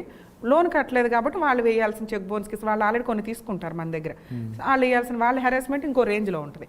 ఈయన పావలా వేస్తే వాళ్ళు రూపాయి వేస్తారు, 2 సరిపోతాయి అప్పుడు. సో మేడం ఫైనల్గా చెప్పండి, చాలామంది అమ్మాయిలు మీ ఫీల్డ్లో రావాలనుకున్న వాళ్ళకి మీరు ఇచ్చే మెసేజ్ ఏంటండి? అమ్మాయిలే కాదు సార్, అబ్బాయిలు అన్నా కానీ ఈ రోజున ప్రాక్టీస్ అనేది ఒక ప్రౌడ్, ఒక రకంగా నేను చెప్పాలండి. ఎందుకంటే నేను చాలా ఫీల్డ్ చూశాను. ఎవరినన్నా తప్పు చేసిన వాళ్ళని పాయింట్అవుట్ చేయగలిగే వాయిస్ ఉన్న ప్రొఫెషన్ ఏదన్నా ఉందంటే అది లీగల్ ప్రొఫెషన్. దానికి ఉండే రెస్పెక్ట్ వేరు. కానీ చాలామందిని చూస్తాను హానెస్టీ ప్రాక్టీస్ లేదు, ఫీజుల కోసమే ప్రాక్టీస్ అనేది ఒకటి, ఎంతకైనా ఏదన్నా చేసేద్దాం అనే ప్రాక్టీస్ ఒకటి ఉంది. ఒక 10 years స్ట్రగుల్ అవ్వకుండా ప్రొఫెషన్లో సెటిల్ అవ్వడం జరిగే పనే కాదు. ఎందుకంటే మిగతా ప్రొఫెషన్స్లో మీకు ఎంతో కొంత ఇన్కమ్ అయితే ఉంటుంది. ఇక్కడ సీనియర్స్కి వచ్చే ఫీజులను బట్టి డిపెండ్ అయ్యి ఉంటుంది. వీళ్ళకి ఎంత ఇవ్వాలి, 5,000 10,000 ఇంతకంటే ఉండదు ఈ రోజు ఉన్న పెట్రోల్కి కానీ దీనికి కానీ. నెక్స్ట్ విపరీతమైన హార్డ్ వర్క్ ఉంటుంది. మీకు వర్క్ నేర్పించి మీకు 10,000 ఇచ్చే అంత సీన్ అయితే మా ప్రొఫెషన్లో ప్రజెంట్ లేదు. మంచి సీనియర్లు దొరికితే ఓకే, వాళ్ళు ఆ రేంజ్లో ఉంటారు కాబట్టి మేబీ ఇస్తారు. ఒక 10 years మేము స్ట్రగుల్ అవ్వగలము, ప్రొఫెషన్లో సీరియస్గా ఉన్నాము అనే వాళ్ళే ఈ రోజున కొంచెం నిలబడగలుగుతున్నారు. కానీ మిగతా వాళ్ళంతా వచ్చి వెళ్ళిపోయి ఏదో కోర్టులో ఖాళీగా కూర్చొని మేము కోటేసుకుంటున్నామని చెప్పే బ్యాచ్ తప్ప రియల్గా హార్డ్ వర్క్ చేయాలి అంటే ముందు కొంత 100% హానెస్టీ ఉంటే ఆటోమేటిక్గా సక్సెస్ అవుతామండి. ఈ రోజున నేను ఏ బ్యాక్గ్రౌండ్ లేకుండా ఇక్కడ ఈ స్టేజ్లో కూర్చోగలిగాను అంటే ప్రతి ఒక్కళ్ళు జడ్జెస్కి కూడా ఒక ఐడెంటిఫికేషన్. రమ్య గారి ఫైలు అంటే చాలా కేసులు ఎవరన్నా అడ్వకేట్ ఫైల్ వస్తే చాలా అనుకుంటారు. నేను బాబు మీ కేసు నేను చేయను, మీ అమ్మ నీ కేసు నేను చేయను, నాకు ఆనెస్టీ లేదు, ఈ కేసులో తీసుకోవాలంటేనే నేనే ముందు ఫిల్టర్ చేస్తాను. అది నేను రాసిస్తాను ఛాలెంజ్ చేసి. నా దగ్గర నుంచి వెళ్ళిపోయిన క్లయింట్స్ బతిమలాడి, మేడం మీరు తీసుకోండి అంటే, మీ కేసు నేను తీసుకోను, ఒకటి అవుట్ ఆఫ్ స్టేషన్ నేను చేయలేకపోతే ఫీజులు ఇస్తున్నారు కదా అని తీసుకోనండి. ఎందుకంటే వాళ్ళు ఇబ్బంది పెట్టలేను, నేను ఎంత ఎఫెక్ట్ చేయగలను అంత టైం స్పెండ్ చేయగలుగుతాను. సో కొంచెం అట్లా హానెస్టీగా ప్రాక్టీస్ చేస్తే నిజంగా సక్సెస్ అవుతాం. ఓపిక పట్టాలి, హానెస్టీగా ఉండండి, ఎప్పుడు వర్క్ మీద అప్డేట్ ఉండాలి. కొత్త జడ్జిమెంట్స్ ఏమొస్తున్నాయి ఏంటి, ఇదే తప్ప ముందే ఇన్కమ్ రావాలి, సెటిల్ అయిపోవాలి అటు ఇటు అనుకుంటే అయితే అవ్వదు. కొంచెం హార్డ్ వర్క్ చేస్తూ హానెస్టీగా ప్రాక్టీస్ చేస్తే 100% సెటిల్ అవ్వచ్చు. హంబుల్ ప్రొఫెషన్ అని నేను గర్వంగా అయితే చెప్తాను. లా ప్రొఫెషన్లకు రండి, వచ్చిన వాళ్ళు మాత్రం ఖచ్చితంగా నీతి నిజాయితీగా ఉండే వాళ్ళు మాత్రమే రండి అంటున్నారు రమ్య ఆకుల గారు.